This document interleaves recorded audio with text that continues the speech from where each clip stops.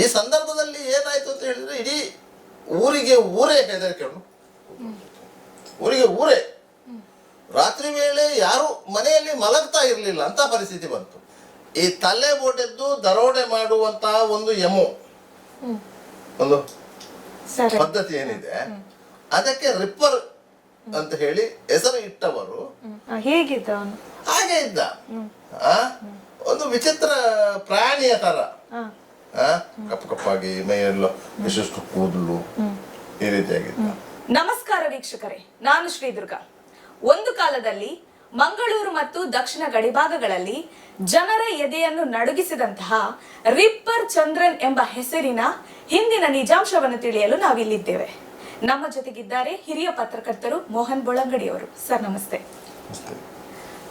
Ripper ಚಂದ್ರ ಎನ್ನುವ ವ್ಯಕ್ತಿ ನಿಜವಾಗಿಯೂ ಇದ್ನ ಅಥವಾ ಆ ಕಾಲದಲ್ಲಿ ಜನರಲ್ಲಿ ಹರಿದಾಡಿದಂತಹ ಒಂದು ಕಥೆನ? ಏನಿದು ಸರ್? ರಿಪ್ಪರ್ ಚಂದ್ರನ್ ಎನ್ನುವ ವ್ಯಕ್ತಿ ಇದ್ದ, ಆದರೆ ಆ ಘಟನೆಗಳು ನಡೆಯುವಂತಹ ಸಂದರ್ಭದಲ್ಲಿ ಅಂದರೆ ಸುಮಾರು 6 ತಿಂಗಳ ಕಾಲ ಅಂತ ಒಬ್ಬ ವ್ಯಕ್ತಿ ಇದ್ದನ ಎನ್ನುವ ಬಗ್ಗೆ ಜನರಿಗೆ ಅಷ್ಟೇ ಅಲ್ಲ, ಪೊಲೀಸ್ ಇಲಾಖೆಗೂ ಸಂಶಯಗಳು ಇತ್ತು. ಅಂದ್ರೆ ಈ ಘಟನೆ ಯಾವ ಇಸವೆಯಲ್ಲಿ ನಡೆದಿದ್ದು? 1986 ಅಕ್ಟೋಬರ್ನಲ್ಲಿ ಪ್ರಥಮ ಘಟನೆ ಬ್ರಹ್ಮಾವರ ಪೊಲೀಸ್ ಠಾಣಾ ವ್ಯಾಪ್ತಿಯಲ್ಲಿ ನಡೆಯಿತು. ಅಲ್ಲಿ ಕಮಲ ಎನ್ನುವಂತಹ ಹೆಂಗಸಿನ ಮನೆಗೆ ನುಗ್ಗಿ ಆಕೆಯ ತಲೆಯನ್ನ ಬಡಿದು ಆಕೆಯ ಕಿವಿಯಲ್ಲಿದ್ದ ಕಿವಿಯೋಲೆಗಳನ್ನ ಕಿತ್ತು ಕೊಂಡೊಯ್ದಂತ ಘಟನೆ ವರದಿಯಾಯಿತು. ಸ್ಥಳೀಯ ಬ್ರಹ್ಮಾವರ ಪೊಲೀಸರು ಸ್ಥಳಕ್ಕೆ ಹೋದ್ರು. ಪರಿಶೀಲನೆ ಮಾಡಿದಾಗ ಇದು ಒಂದು ದರೋಡೆಗಾಗಿ ನಡೆದಂತಹ ಕೊಲೆ ಎನ್ನುವುದು ಅವರು ತಿಳ್ಕೊಂಡ್ರು. ಸಾಮಾನ್ಯವಾಗಿ ಅಂತಹ ಘಟನೆಗಳು ಆದಾಗ ಸ್ಥಳೀಯ ಪೊಲೀಸರು ಯಾರೋ ಸ್ಥಳೀಯರು ಮಾಡಿರ್ಬೋದು ಅಂತ ಹೇಳಿ ಸುರಿಗೆ ಆಲೋಚನೆ ಮಾಡ್ತಾರೆ. ಅದ ನಂತರ ಅವರು ಅಲ್ಲ ಅಂತಾದರೆ ಬೇರೆ ಯಾರಾದರೂ ಮಾಡಿರ್ಬೋದು ಅಂತ. ಯಾಕಂದರೆ ಅಲ್ಲಿ ದರೋಡೆಗೊಳಗಾದಂತಹ ವಸ್ತುಗಳು ಏನಿದೆ ಅದು ಅತ್ಯಲ್ಪ ಮೊತ್ತದ್ದು. ಕಿವಿಯಲ್ಲಿದ್ದ 2 ಬೆಂಡು ಅಲೆ, ಒಂದು ಮೂಗುಬೊಟ್ಟು, ಈ ರೀತಿಯಾಗಿ ಇತ್ತೇ ಹೊರತು ಮತ್ತೆ ಆ ಮನೆಯಲ್ಲಿ ಬೆಲೆ ಬಾಳುವಂತ ಸೊತ್ತುಗಳಿರಲಿಲ್ಲ, ಕಳವು ಆಗಿರಲಿಲ್ಲ. ಮತ್ತೆ ಅದು ಒಂದು ಸೀನ್ ಆಫ್ ಕ್ರೈಮ್ ನೋಡಿದಾಗ ಅದು ದರೋಡೆಗಾಗಿಯೇ ಮಾಡಿದ ಕೃತ್ಯ ಅಂತ ಆಯ್ತು. ಮನೆ ಸಹ ಹಳೆಯ ಮನೆ, ಬಾಗಿಲುಗಳು ಸಹ ಗಟ್ಟಿ ಮುಟ್ಟಾಗಿ ಇರಲಿಲ್ಲ. ನೇರವಾಗಿ ಬಾಗಿಲು ಹೊಡೆದಿದ್ದಾರೆ, ಒಳಗೆ ನುಗ್ಗಿದ್ದಾರೆ, ತಲೆ ಹೊಡೆದಿದ್ದಾರೆ, ಕಿವಿ ಒಲೆಗಳನ್ನು ಎಳೆದುಕೊಂಡು ಹೋಗಿದ್ದಾರೆ. ಕಿವಿ ಹರಿದಿತ್ತು. ಆದ್ರಿಂದ ಕಮಲ ಎನ್ನುವಂತ ಹೆಂಗಸಿನ ಕೇಸನ್ನು ತನಿಖೆ. ಅದಾದ ನಂತರ ಕೆಲವೇ ದಿನಗಳಲ್ಲಿ ಬಂಟವಾಳದ ಕಂಚಿಗಾರ ಕೂಟೇಲು ಎಂಬಲ್ಲಿನ ಒಂದು ಮನೆಗೆ ಇದೇ ಮಾದರಿ ಘಟನೆ ನಡೆಯಿತು. ಕಾರು ಚಾಲಕರಾಗಿದ್ದಂತಹವರ ಮನೆಗೆ ಇದೇ ರೀತಿ ನುಗ್ಗಿದ್ರು, ತಲೆ ಹೊಡೆದ್ರು. ಆ ಮನೆಯಲ್ಲಿದ್ದಂತಹ ಅಲ್ಪ ಸ್ವಲ್ಪ ಬಂಗಾರದ ಆಭರಣಗಳನ್ನ. ತದನಂತರ ಬ್ರಹ್ಮರಕೂಟ್ಲಿನ ಒಂದು ಮನೆಯಲ್ಲಿಯೂ ಇದೇ ರೀತಿಯ ಘಟನೆ ಮರುಕಳಿಸಿತು. ಕೆಲವು ದಿನ ಬಿಟ್ಟು ಕಾಸರಗೋಡು ತಾಲೂಕಿನ 1-2 ಕಡೆಗಳಲ್ಲಿ ಒಂದೇ ಮಾದರಿ ಘಟನೆಗಳು ನಡೆಯಿತು.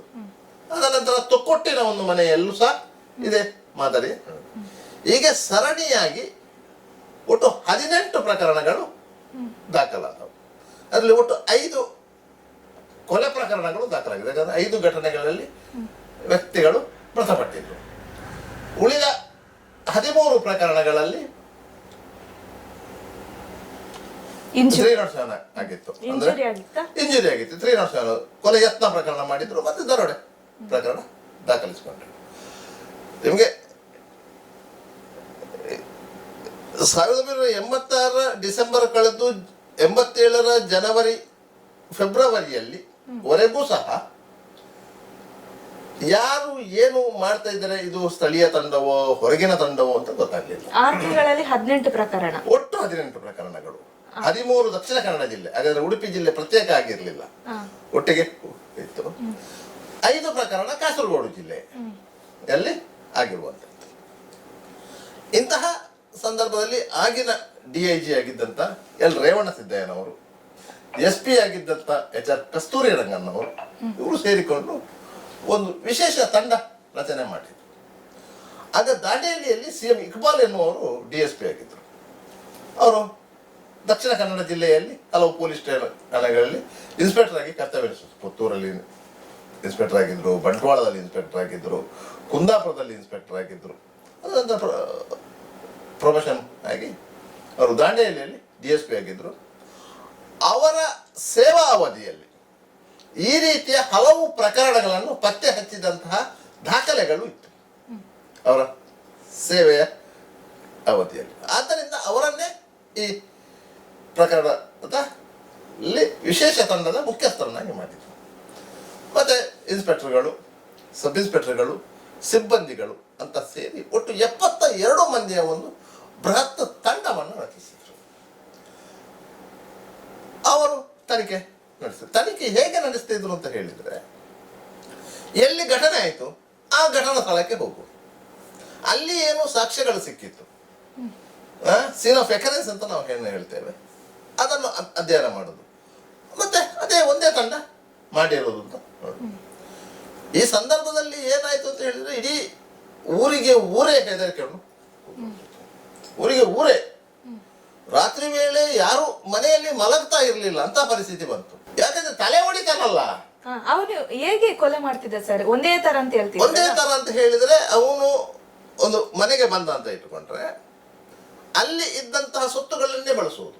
ಒಂದು ಹಾರೆಯ ಹಿಡಿ, ಪಿಕ್ಕಾಸಿನ ಹಿಡಿ, ಕಬ್ಬಿಣದ ರಾಡ್, ಮರದ ತುಂಡು, ಇಂಥದ್ದುಗಳನ್ನೇ ಬಳಸ್ತಾನೆ ಹೊರತು ಅವ ಹಿಡ್ಕೊಂಡು ಬಂದು ಏನನ್ನು ಬಳಸುವುದಿಲ್ಲ.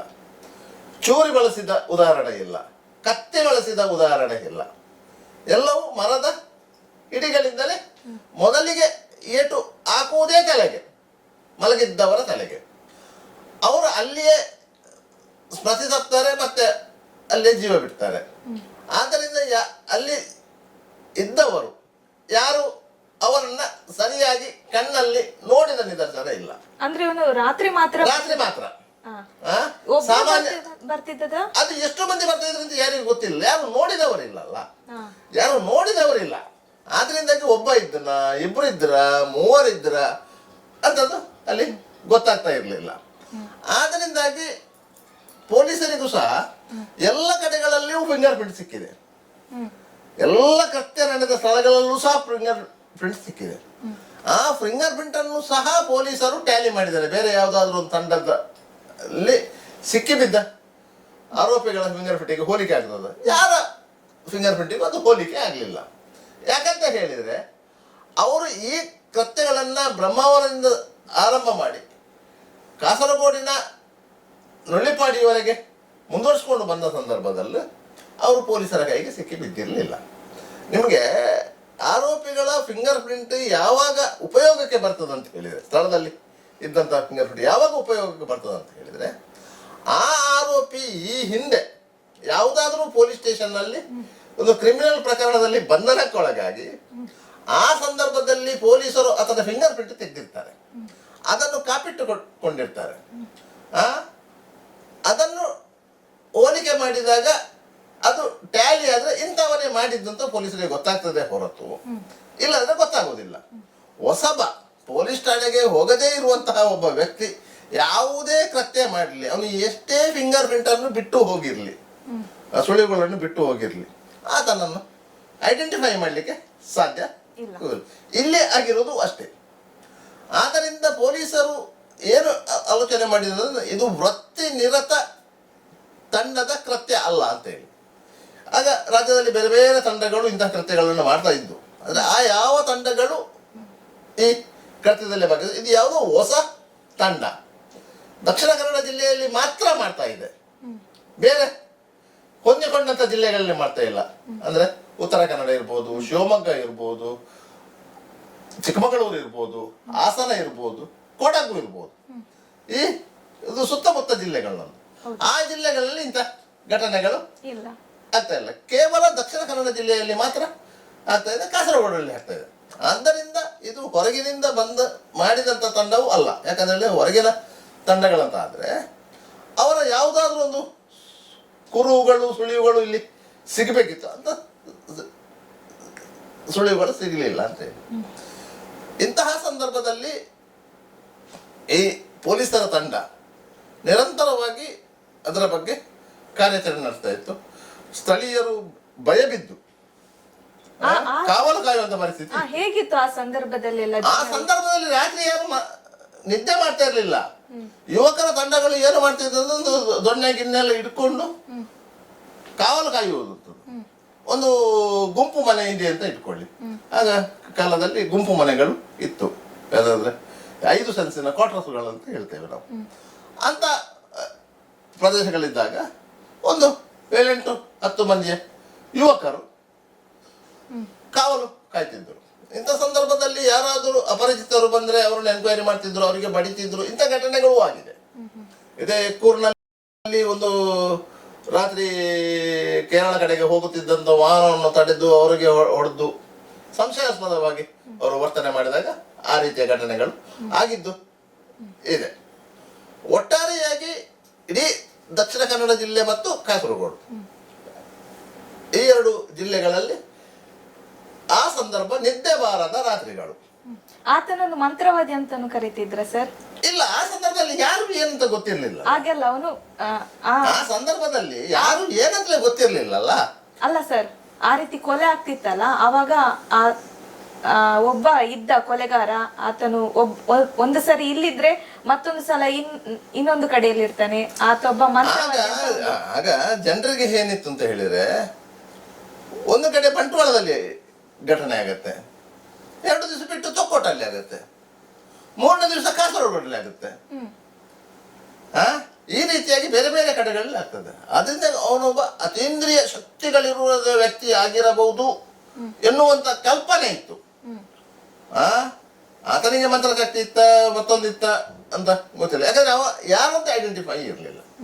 ಆಯ್ತಲ್ಲ. ಇಂತಹ ಸಂದರ್ಭದಲ್ಲಿ ಸುಮಾರು ಘಟನೆಗಳು ಆರಂಭವಾಗಿ 6 ತಿಂಗಳು ಕಳೆದಾಗ, ಮಾರ್ಚ್ ತಿಂಗಳಲ್ಲಿ 97 ಮಾರ್ಚ್ ತಿಂಗಳಲ್ಲಿ ಕಾಸರಗೋಡಿನಲ್ಲಿ ನುಳ್ಳಿಪಾಡಿ ಅಂತ ಹೇಳಿ ಅಲ್ಲಿ ನರಸಪ್ಪಯ್ಯ ಹಂದೆ ಎನ್ನುವಂತ ಕೃಷಿಕರ ಮನೆಗೆ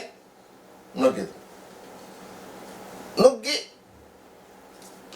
ಅಲ್ಲಿ ಮಲಗಿದ್ದಂತಹ ಅವರ ಮಗಳನ್ನ ಮನೆಯಿಂದ ಎಳ್ಕೊಂಡು ಹೋಗಿ ಆಕೆ ಮೇಲೆ ಬರ್ಬರವಾಗಿ ಅತ್ಯಾಚಾರ ಮಾಡಿ ಕೊಲೆ ಮಾಡಿದ್ರು. ನರಸಪ್ಪಯ್ಯ ಹಂದೆಯವರಿಗೂ ಪೆಟ್ಟು ಬಿತ್ತು. ಈ ನರಸಪ್ಪಯ್ಯ ಹಂದೆಯವರ ಮಗ ಒಬ್ಬ ಇದ್ದ, ಚಿಕ್ಕ ಒಂದು 8-9 ವರ್ಷ ಪ್ರಾಯದವರು. ಅವ ಎದರಿ ಒಂದು ಸಂಧಿಯಲ್ಲಿ ಹೋಗಿ ಕುಳಿತುಕೊಂಡ. ಆತ ಅವನನ್ನ ಸರಿಯಾಗಿ ನೋಡಿದಂತ ವ್ಯಕ್ತಿ ಪ್ರಥಮ ಬಾರಿಗೆ. ಅಂದರೆ ಒಂದು 12 ಪ್ರಕರಣಗಳು ನಡೆದ ನಂತರ ನಡೆದ ಘಟನೆ ಇದು. ಎಷ್ಟು ವರ್ಷದ ಮಗ ಸರ್? 8 ವರ್ಷದಿಂದ 9 ವರ್ಷದ ಹುಡುಗ. ಅವ ಪ್ರಥಮ ಬಾರಿಗೆ ಅವನನ್ನು ನೋಡಿದ್ದು. ಆಗ ಅವ ಹೇಳಿದ, ಅವ ಒಂದು 5.2 ಅಡಿ ಎತ್ತರ ಇದ್ದಾನೆ, ಕಪ್ಪು ಮೈ ಬಣ್ಣೆಲ್ಲ ಕಪ್ಪು, ಮೈಯಲ್ಲೆಲ್ಲ ರೋಮಗಳಿವೆ, ಗಟ್ಟಿಮುಟ್ಟಿನ ದೇಹ ಅಂತೇಳಿ ಅವನು ಚಹರೆ ಪಟ್ಟಿ ಹೇಳಿದ. ಆ ಚಹರೆ ಪಟ್ಟಿಯ ಆಧಾರದಲ್ಲಿ ಪೊಲೀಸರು ಒಂದು ರೇಖಾಚಿತ್ರವನ್ನು ಬೆಳೆಸಿದರು. ಅಲ್ಲಿವರೆಗೆ ಹೆಸರಿಲ್ಲ, ಅನ್ಐಡೆಂಟಿಫೈಡ್ ವ್ಯಕ್ತಿ. ಅದ್ರ ಮೊದಲು ಅವನು ಪೊಲೀಸರ ಕೈಗೆ ಸಿಕ್ಕು ಕೂಡ ಇಲ್ಲ. ಅದಕ್ಕಿಂತ ಮೊದಲು ಸಿಕ್ಕು ಕೂಡ ಇಲ್ಲ. ಯಾವುದೇ ಪ್ರಕರಣದಲ್ಲಿ ಸಿಕ್ಕಿ ಹಾಕೊಂಡಿರ್ಲಿಲ್ಲ. ಆಯ್ತಾ? ಆದ್ರಿಂದಾಗಿ ಆತನ ಚಹರೆ ಪಟ್ಟೆ ಸಿಕ್ಕಿತ್ತು. ಸಿಕ್ಕಿದ ಸಂದರ್ಭದಲ್ಲಿ ಅದನ್ನೊಂದು ಪೊಲೀಸರು ಒಂದು ರೇಖಾಚಿತ್ರ ಬಿಡಿಸ್ಕೊಂಡಿದ್ರು. ಆ ಸಂದರ್ಭದಲ್ಲಿ ಈ ತನಿಖಾ ತಂಡದಲ್ಲಿ ಒಬ್ರು ಕ್ರೈಮ್ ಕಾನ್ಸ್ಟೇಬಲ್ ಇದ್ರು, ನಾರಾಯಣ ಮಣಿಯಾಣಿ ಅಂತೇಳಿ, ಬರೀ ಬುದ್ಧಿವಂತ ಪೊಲೀಸ್ ಕಾನ್ಸ್ಟೇಬಲ್. ಆ ಸಂದರ್ಭದಲ್ಲಿ ಅವರು ಕ್ರೈಮಲ್ಲೇ ಕೆಲಸ ಮಾಡಿದರು. ಹಾಗಂದ್ರೆ ಇಡೀ ಟೀಮಲ್ಲೂ ಸಹ ಕ್ರೈಮಲ್ಲಿ ಕೆಲಸ ಮಾಡಿದವರೇ ಇದ್ದದ್ದು. ಅವರು ಅವರ ಡೈರಿಯಲ್ಲಿ, ಅಂದರೆ 1984ರ ಡೈರಿ, ಅವರು ಪ್ರತಿ ವರ್ಷದ ಡೈರಿಯನ್ನು ಮೇಂಟೈನ್ ಮಾಡಿದ್ರು. ಆ 84ರ ಡೈರಿಯಲ್ಲಿ ಒಂದು ಶಿವಮೊಗ್ಗ ಪೊಲೀಸ್ ಠಾಣೆಯಿಂದ ತಪ್ಪಿಸಿಕೊಂಡಿದ್ದಂತಹ ಸುರೇಂದ್ರನ್ ಯಾನೆ ಚಂದ್ರನ್ ಎನ್ನುವಂತಹ ಒಬ್ಬ ಆಸಾಮಿಯ ಚಾರೆ ಪಟ್ಟಿಯನ್ನು ಬರೆದು ಇಟ್ಟುಕೊಂಡಿದ್ರು. ಅದು ಏನಾಗಿತ್ತು ಅಂತ ಹೇಳಿದ್ರೆ, ಆಗ ನಾರಾಯಣಮಣಿ ಅವರು ಬಂದರ್ ಪೊಲೀಸ್ ಸ್ಟೇಷನಲ್ಲಿ PC ಆಗಿದ್ರು, ಕ್ರೈಮ್ PC ಆಗಿದ್ರು. ಇವರು ಎಲ್ಲಿಯದ್ದು ಸುರೇಂದ್ರನ್ ಎನ್ನುವಂಥ ಒಬ್ಬ ಕಳ್ಳನನ್ನ ಹಿಡಿದಿದ್ರು, ಪ್ರಾಪರ್ಟಿ ರಿಕವರಿ ಎಲ್ಲ ಮಾಡಿದ್ರು, ಮತ್ತೆ ಅವನು ಕೋರ್ಟಿಗೆ ಪ್ರೊಡ್ಯೂಸ್ ಮಾಡಿದ್ರು. ಅದು ಆಗಿನ ಪತ್ರಿಕೆಗಳಲ್ಲಿ ಸುದ್ದಿ ಪ್ರಕಟ ಆಗಿತ್ತು. ಈ ಸುದ್ದಿಯನ್ನು ಗಮನಿಸಿ ಶಿವಮೊಗ್ಗದ ಪೊಲೀಸ್ ಕಾನ್ಸ್ಟೇಬಲ್ಗಳಿಬ್ರು ಬಂದರ್ ಪೊಲೀಸ್ ಸ್ಟೇಷನ್ಗೆ ಬಂದಿದ್ರು ಈ ಸುರೇಂದ್ರನ್ ಯಾರಂತ ನೋಡ್ಲಿಕ್ಕೆ.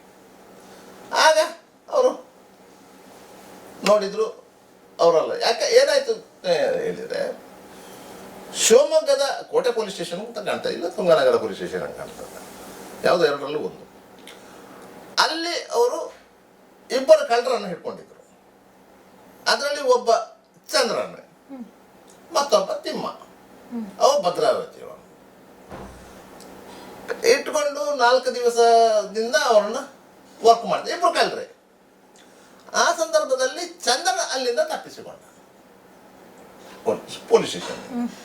ಇದರ ಪರಿಣಾಮವಾಗಿ ಇಬ್ರು ಪೊಲೀಸ್ ಕಾನ್ಸ್ಟೇಬಲ್ಗೂ ಸಸ್ಪೆನ್ಷನ್ ಆದರು. ಆಯ್ತಾ? ಅವರು ಇವರನ್ನು ಹಿಡಿಯುವಂತ ಜವಾಬ್ದಾರಿ ಇತ್ತು. ಒಂದು ವೇಳೆ ಪೊಲೀಸ್ ಠಾಣೆಯಿಂದ ಒಬ್ಬ ತಪ್ಪಿಸಿಕೊಂಡಕ್ಕೆ ಒಬ್ಬ ಪೊಲೀಸ್ ಕಾನ್ಸ್ಟೇಬಲ್ ನ ಸಸ್ಪೆನ್ಷನ್ ಆದ್ರೆ, ಅವನೇ ಹೋಗಿ ಅವರನ್ನು ಪುನಃ ಹಿಡಿದ್ರೆ ಅವನ ಸಸ್ಪೆನ್ಷನ್ ರಿವೋಕ್ ಆಗತ್ತೆ. ಯಾಕಂದ್ರೆ ಕರ್ತವ್ಯ ನಿರ್ಲಕ್ಷ್ಯದ ಆರೋಪದ ಮೇಲೆ ಸಸ್ಪೆನ್ಷನ್ ಆಗಿರುವುದು. ಅದಕ್ಕಾಗಿ ಅವರು ಈ ಪತ್ರಿಕೆಯನ್ನು ನೋಡಿ ನಮ್ಮಲ್ಲಿಂದ ತಪ್ಪಿಸಿಕೊಂಡವ ಬಂದರ್ ಪೊಲೀಸ್ ಸ್ಟೇಷನ್ ಸಿಕ್ಕಿ ಬಿದ್ದಿರ್ಬೋದು ಅಂತೇಳಿ ಇಲ್ಲಿಗೆ ಬಂದರು. ಆಗ ಇಲ್ಲಿ ಬಂದವರು ಬೇರೆ, ಅದನ್ನು ಇವರು ಬರೆದು ಇಟ್ಟುಕೊಂಡಿದ್ರು. ಆಗ ಆ ಚಂದ್ರನ್ನೇ ಅಲ್ಲಿ ಅಡ್ರೆಸ್ ಹೇಳಿದ 4 ದಿವಸ ಇದ್ದ ಅಲ್ಲ, ಅಲ್ಲಿ ಯಾವ ಪ್ರಕರಣಕ್ಕೆ, ಅಲ್ಲಿ ಯಾವುದೋ ಕಳವು ಪ್ರಕರಣಕ್ಕೆ ಅವರು ಇಟ್ಕೊಂಡು ಇದ್ದದ್ದು. ಹಾಗೆ ಆದ್ರಿಂದ ಇವರ ಡೈರಿಯಲ್ಲಿ 84ರಲ್ಲಿ ಬರೆದಂತಹ ಚಾರೆ ಪಟ್ಟಿ 87ರಲ್ಲಿ ಕಾಸರಗೋಡಿನ ನಸಪ್ಪಯ್ಯ ಹಂದೇವರ ಮಗ ಹೇಳುವಂತಹ ಚಾರೆ ಪಟ್ಟಿಗೆ ಹೋಲಿಕೆ ಆಗ್ತಾ ಇತ್ತು. ಆದ್ರಿಂದ ಅವನ್ನೇ ಈ ತಂಡ ಕಟ್ಟಿಕೊಂಡು ಮಾಡಿರ್ಬೇಕಂತೇಳಿ. ಇಲ್ಲಿ ಎಷ್ಟು ಜನ ಇದ್ದಾರೆ ಅಂತ ಯಾರಿಗೂ ಗೊತ್ತಿಲ್ಲ. ಇದರಲ್ಲಿ ಎಷ್ಟು ಜನ ಇದ್ದಾರೆ ಅನ್ನೋದು ಯಾರಿಗೂ ಗೊತ್ತಿಲ್ಲ. ಅಲ್ಲಿ ಇಬ್ಬರೇ ಇದ್ದದ್ದು, ಇಲ್ಲಿ ಶಿವಮೊಗ್ಗದಲ್ಲಿ ಇಬ್ಬರೇ ಇದ್ದಂಥದ್ದು ಇರೋದು. ಆದ್ರಿಂದ ಇವರು ಶಿವಮೊಗ್ಗಕ್ಕೆ ಹೋಗಿ ಆ ಸಂದರ್ಭದಲ್ಲಿ 84ರಲ್ಲಿ ಆ ಸ್ಟೇಷನ್ನಲ್ಲಿ ಯಾರೆಲ್ಲ ಕ್ರೈಮ್ ಕಾನ್ಸ್ಟೇಬಲ್ಗಳು ಕೆಲಸ ಮಾಡ್ತಾ ಇದ್ರು ಅವರನ್ನೆಲ್ಲ ವಿಚಾರಿಸಿ, ಅವನು ಪೊಲೀಸರ ವಶದಲ್ಲಿ ಇದ್ದಂಥ ಸಂದರ್ಭದಲ್ಲಿ ಏನೆಲ್ಲ ವಿಚಾರಗಳನ್ನು ಹೇಳಿದ್ದಾನೆ. ಆಗ ಅವರು ಹೇಳಿದ್ರು, ಅವನ ಹೆಸರು ಚಂದ್ರನ್ ಅಂತ ಹೇಳಿ ನಮಗೆ ಹೇಳಿದ್ದಾನೆ, ಮತ್ತೆ ಸುರೇಂದ್ರನ್ ಅಂತಲೂ ಅವನಿಗೆ ಕರೀತಾರೆ ಅಂತ ಹೇಳ್ತಾ ಇದ್ದ. ಅವನು ಕೇರಳದ ಪರ್ಶಿನ ಕಡವಿನಲ್ಲಿ, ಮುತ್ತಪ್ಪ ಕ್ಷೇತ್ರ ಇರುವಂತ ಪರ್ಶಿನ ಕಡವಿನ ಅವನು ಒರಿಜಿನಲ್ಲಿ. ಮತ್ತೆ ರಸ್ತೆ ಕಾಮಗಾರಿ ಕೆಲಸಗಳೆಲ್ಲ ಇದ್ದ, ಕೂಲಿ ಕಾರ್ಮಿಕ, ಎಜುಕೇಶನ್ ಇಲ್ಲ. ಅವನ ಹೆಂಡತಿ ಹೆಸರು ಬೇಬಿ ಅಂತ ಹೇಳಿ, ಅವಳು ಬ್ರಹ್ಮಾವರದವಳು ಅಂತ ಹೇಳಿದ್ದ ಎನ್ನುವಂತ ಮಾಹಿತಿಗಳು. ಬ್ರಹ್ಮಾವರದವಳು ಬೇಬಿ ಅಂತ ಹೇಳಿದ ಕೂಡಲೇ ಇವರಿಗೆ ಇಮಿಡಿಯೇಟ್ ಸ್ಟ್ರೈಕ್ ಆದ್ದು ಏನಂತ ಹೇಳಿದ್ರೆ, ಇಡೀ ಈ ಹತ್ಯಾ ಸರಣಿಗಳು ಆರಂಭವಾದದ್ದು ಬ್ರಹ್ಮಾವರದಿಂದ, ಕಮಲ ಎನ್ನುವ ಹೆಂಗಸಿನ ಕೊಲೆಯಿಂದ ಆರಂಭವಾದದ್ದು. ಹಾಗೆ ಇವರು ನೇರವಾಗಿ ಬ್ರಹ್ಮಾವರಕ್ಕೆ ಬರ್ತಾರೆ. ಬಂದು ಅಲ್ಲಿ ಆ ಫೈಲನ್ನು ಸ್ಟಡಿ ಮಾಡ್ತಾರೆ. ಆಗ ಅಲ್ಲಿ ಅವರ ಮನೆಯ ಅಕ್ಕಪಕ್ಕದವರು ಅಲ್ಲ, ಈ ಕಮಲಾ ಅವರ ಮನೆಗೆ ಬಂದು ಅವರ ಅಕ್ಕಪಕ್ಕದವರು ಮತ್ತು ಅವರ ಸಂಬಂಧಿಕರು ಯಾರು ಅವರನ್ನು ವಿಚಾರಿಸಿದಾಗ ಬೇಬಿ ಯಾರು ಅಂತ ಪ್ರಶ್ನೆ ಬರ್ತದೆ. ಬೇಬಿ ನೋಡುವಾಗ ಅವರ ರಿಲೇಷನ್. ಈ ಬೇಬಿಯ ಮನೆಯವರಿಗೂ ಕಮಲನ ಮನೆಯವರಿಗೂ ಜಾಗದ ಸಂಬಂಧಿ ತಕರಾರಿತ್ತು. ಆದರೆ ಬೇಬಿ ಎಲ್ಲಿದ್ದಾಳೆ ಅಂತ ಹೇಳಿ ಹುಡುಕ್ಲಿಕ್ಕೆ ಹೊರಡ್ತಾರೆ. ಆಗ ಬೇಬಿ ಮಣಿಪಾಲದಲ್ಲಿ ಆಗ ಕಟ್ಟಡಗಳು ನಿರ್ಮಾಣ ಆಗ್ತಾ ಇತ್ತು. ಮಣಿಪಾಲ 5 ಗ್ರೂಪಿನ ಕಟ್ಟಡಗಳೆಲ್ಲ ಆಗ ನಿರ್ಮಾಣ ಆಗ್ತಾ ಇದ್ದ ಸಂದರ್ಭದಲ್ಲಿ ಅಲ್ಲಿ ಅವಳು ಕೆಲಸ ಮಾಡ್ತಾ ಇದ್ಲು ಅಂತ. ಆಗ ಅಲ್ಲಿಂದ ಮಣಿಪಾಲಕ್ಕೆ ಹೋಗ್ತಾರೆ. ಮಣಿಪಾಲದಲ್ಲಿ ಬೇಬಿ ಎಂದು ಕೆಲಸದವಳಿದ್ಲ. ಯಾಕಂದ್ರೆ ಕೆಲವೇ ವರ್ಷಗಳ 1-2 ವರ್ಷಗಳ ಹಿಂದಿಂದ ಘಟನೆಗಳು. ಆಗ ಅಲ್ಲಿ ಬೇಬಿಯ ಬಗ್ಗೆ ಮಾಹಿತಿಗಳು ಕೆಲವು ಸಿಗ್ತದೆ. ಆ ಸಂದರ್ಭದಲ್ಲಿ ಅವರಿಗೆ ಒಂದು ಬೇಬಿಯ ಒಂದು ಸಣ್ಣ ಪಾಸ್ಪೋರ್ಟ್ ಸೈಜಿನ ಫೋಟೋ ಸಿಗುತ್ತೆ. ಬೇಬಿಯ ಪಾಸ್ಪೋರ್ಟ್ ಸೈಜಿನ ಫೋಟೋ ಸಿಗುತ್ತೆ. ಆದ್ರಿಂದಾಗಿ ಬೇಬಿಯ ಗಂಡನೇ ಚಂದ್ರನ್ ಅಂತೇಳಿ ಇವರು ಆಲೋಚನೆ ಮಾಡ್ತಾರೆ. ಯಾಕಂದ್ರೆ ಶಿವಮೊಗ್ಗ ಪೊಲೀಸರು ಆ ಮಾಹಿತಿಗಳನ್ನ ಕೊಟ್ಟಿದ್ದಾರೆ. ಬೇಬಿಯ ಗಂಡ ಚಂದ್ರನ್. ಚಂದ್ರನ ಅಲ್ಲಿ ಶಿವಮೊಗ್ಗದ ಪೊಲೀಸ್ ಠಾಣೆಯಿಂದ ತಪ್ಪಿಸಿಕೊಂಡು ಹೋದ ಕೈದಿ. ಬೇಬಿಯ ಗಂಡ ಚಂದ್ರನ್ ಅಂತ ಹೇಳಿ. ಆದ್ರಿಂದಾಗಿ ಅಲ್ಲಿಂದ ಚಂದ್ರನ್ ಎನ್ನುವ ಹೆಸರು ಸ್ಟಾರ್ಟ್ ಆಯ್ತು. ಚಂದ್ರನಿದು ಫೋಟೋ ಇಲ್ಲಲ್ಲ, ಬೇಬಿದು ಫೋಟೋ ಸಿಕ್ಕಿತ್ತು. ಬೇಬಿಯ ಫೋಟೋವನ್ನು ಹುಡ್ಕೊಂಡು ಹೋದಾಗ ಇಲ್ಲಿ ಮಣಿಪಾಲದಲ್ಲಿ ಅವಳು ಕೆಲಸ ಮಾಡ್ತಾ ಇದ್ಲು. ಅವಳೊಟ್ಟಿಗೆ ಅವಳ ಗಂಡ ಇದ್ದ, ಚಂದ್ರನ್ ಇದ್ದ. ಅದಲ್ಲ ಮಾಹಿತಿಗಳು. ಈಗ ಎಲ್ಲಿದ್ದಾರೆ ಅಂತ ಹೇಳುವಾಗ ಅಷ್ಟೊತ್ತಿಗೆ ಮತ್ತೊಂದು ಯಾವುದೋ ಒಂದು ಕೂಲಿ ಕಾರ್ಮಿಕ ಅಂತ ಹೇಳ್ತಾರಂತೆ. ಇದು ಬೇಬಿ ಕೆಲವು ದಿನಗಳ ಹಿಂದೆ ನಂಗೆ ಕೊಟ್ಟಿಗೆಹಾರ ಬಸ್ ಸ್ಟ್ಯಾಂಡ್ ಅಲ್ಲಿ ಸಿಕ್ಕಿದ್ದಾಳೆ, ನನ್ನ ಹತ್ರ ಮಾತಾಡಿದ್ದಾಳೆ. ಯಾಕಂದ್ರೆ ಅವ್ರಿಗೆ ಪರಿಚಯ ಇತ್ತು, ಒಟ್ಟಿಗೆ ಕೆಲಸ ಮಾಡ್ತಿದ್ದವರಲ್ಲ, ಹಾಗೆ ಪರಿಚಯ ಇತ್ತು, ಸಿಕ್ಕಿದ್ದಾಳೆ ಅಂತ ಹೇಳಿ. ಎಲ್ಲ ಕೊಟ್ಟಿಗೆಹಾರದ ಮನೆ ಅಂತ ಹೇಳಿದ್ರು ಅಂತ ಹೇಳಿ. ಆಗ ಗೊತ್ತಾಯ್ತು ಇವರು ಕೊಟ್ಟಿಗೆಹಾರದ ಬೇಬಿ ಕೊಟ್ಟಿಗೆಹಾರದಲ್ಲಿ ಇದ್ದಾಳೆ ಅಂತ ಹೇಳಿ. ಹಾಗೆ ಇವರು ಸೀದಾ ಕೊಟ್ಟಿಗೆಹಾರಕ್ಕೆ ಹೋಗ್ತಾರೆ. ಕೊಟ್ಟಿಗೆಹಾರ ಬನ್ಕಲ್ ಪೊಲೀಸ್ ಸ್ಟೇಷನ್ ವ್ಯಾಪ್ತಿಗೆ ಬರುತ್ತೆ. ಅಲ್ಲಿ ಹೋಗಿ ಈ ಫೋಟೋವನ್ನು ತೋರಿಸಿದ್ದಾರೆ. ಆಗ ಇದು ರಮೇಶನ ಹೆಂಡತಿ ಅಂತ ಆಯ್ತು. ಅಲ್ಲಿ ಕೊಟ್ಟಿಗೆಹಾರದಲ್ಲಿ ಈ ಚಂದ್ರನಿಗೆ ಹೆಸರಿರುವುದು ರಮೇಶ್ ಪೂಜಾರಿ ಅಂತ ಹೇಳಿ ಕೊಟ್ಟಿಗೆಹಾರದಲ್ಲಿ. ಆಗ ಗೊತ್ತಾಯ್ತು ಇವಾಗ ಕಲ್ಪ್ರಿಟ್, ಅದರಲ್ಲಿ ಡೌಟ್ ಏನಿಲ್ಲ. ಒಂದು ಕಡೆಯಲ್ಲಿ ಚಂದ್ರನ ಅಂತ ಹೆಸರು ಹೇಳ್ತಾನೆ, ಮತ್ತೊಂದು ಕಡೆಯಲ್ಲಿ ಸುರೇಂದ್ರನ್ ಅಂತ ಹೆಸರಿದೆ. ಕೊಟ್ಟಿಗೆಹಾರಕ್ಕೆ ಬಂದಾಗ ರಮೇಶ್ ಪೂಜಾರಿ, ಆದ್ರಿಂದ ಇವಾಗ ಕಲ್ಪ್ರಿಟ್ ಅಂತ ಹೇಳಿ ಅಲ್ಲಿ ಬನ್ಕಲ್ ಪೊಲೀಸ್ ಸ್ಟೇಷನ್ಗೆ ಹೋಗ್ತಾರೆ. ಇಲ್ಲಿ ರಮೇಶ್ ಪೂಜಾರಿ ಅಂತ ಕೊಟ್ಟಿಗೆಹಾರದಲ್ಲಿ ಇದ್ದಾರೆ. ಹೌದು, ಅವರು ಭಾರಿ ಒಳ್ಳೆ ಜನ, ಭಾರಿ ದೈವ ಭಕ್ತರು. ಅವರ ಮನೆಯಲ್ಲಿ ಒಂದು ಮುತ್ತಪ್ಪ ದೇವರ ಸಣ್ಣದೊಂದು ಗುಡಿ ಇದೆ. ಅವ್ರು ಪ್ರಸಾದ ಎಲ್ಲ ತಂದು ಕೊಡ್ತಾರೆ ಅಂತ ಹೇಳಿ. ಮುತ್ತಪ್ಪ ದೇವರ ಗುಡಿ ಇದೆ ಅಂತ ಹೇಳಿದ ಕೂಡಲೇ ಇವರ ಮೂಲ ಕಾಸರಗೋಡು, ಕೇರಳ ಎನ್ನುವುದು ಗೊತ್ತಾಯ್ತು. ಅವರು ಗುಡಿ ಕಟ್ಟಿಕೊಂಡು ಮುತ್ತಪ್ಪ ದೇವರನ್ನ ಆರಾಧನೆ ಮಾಡ್ತಾರಂತ. ಆದ್ರೆ ಅವರು ಕೇರಳದವರು, ಕಾಸರಗೋಡಿನ ಮೂಲದವರು ಅಂತ ಕನ್ಫರ್ಮ್ ಮಾಡೋದು. ಯಾಕಂದ್ರೆ ಇವರಿಗೆ ಸಿಕ್ಕಿರುವಂತ ಮಾಹಿತಿ ಪ್ರಕಾರ ಚಂದ್ರನ ಹುಟ್ಟಿರುವುದೇ ನೀಲೇಶ್ವರದಲ್ಲಿ, ಕಾಸರಗೋಡು ಜಿಲ್ಲೆಯ ನೀಲೇಶ್ವರದಲ್ಲಿ. ಆದ್ರಿಂದಾಗಿ ಅದು ಆಗಿರ್ಬೋದು, ಅದೇ ಅವ್ರನ್ನ ಕರ್ಕೊಂಡು ಬರ್ಬೋದು ಅಂತ ಹೇಳಿ. ಹಾಗೆ ಅಲ್ಲ ಬನ್ಕಲ್ ಪೊಲೀಸ್ ಸ್ಟೇಷನ್ ಕಾನ್ಸ್ಟೇಬಲ್ ಪರಿಚಯ ಇದ್ದ. ಅವನು ಸ್ಟೇಷನ್ಗೆ ಬರ್ತಾ ಇದ್ದ, ಪ್ರಸಾದ ತಂದು ಕೊಡ್ತಾ ಇದ್ದ. ಅಲ್ಲಿ ಎಲ್ರಿಗೂ ಅವನು ಬಾರಿ ಕ್ಲೋಸು. ಯಾರಿಗಾದ್ರೆ ಕಷ್ಟ ಇದ್ದವ್ರಿಗೆ ಹಣ ಸಹಾಯ ಮಾಡ್ತಾ ಇದ್ದ, ದೇವರ ಪೂಜೆ ಮಾಡ್ತಾ ಇದ್ದ, ಪ್ರಸಾದ ಕೊಡ್ತಾ ಇದ್ದ. ಈ ರೀತಿಯಾಗಿ ಒಂದು ಬಿಲ್ಡಪ್ ಇತ್ತ ಒಂದು.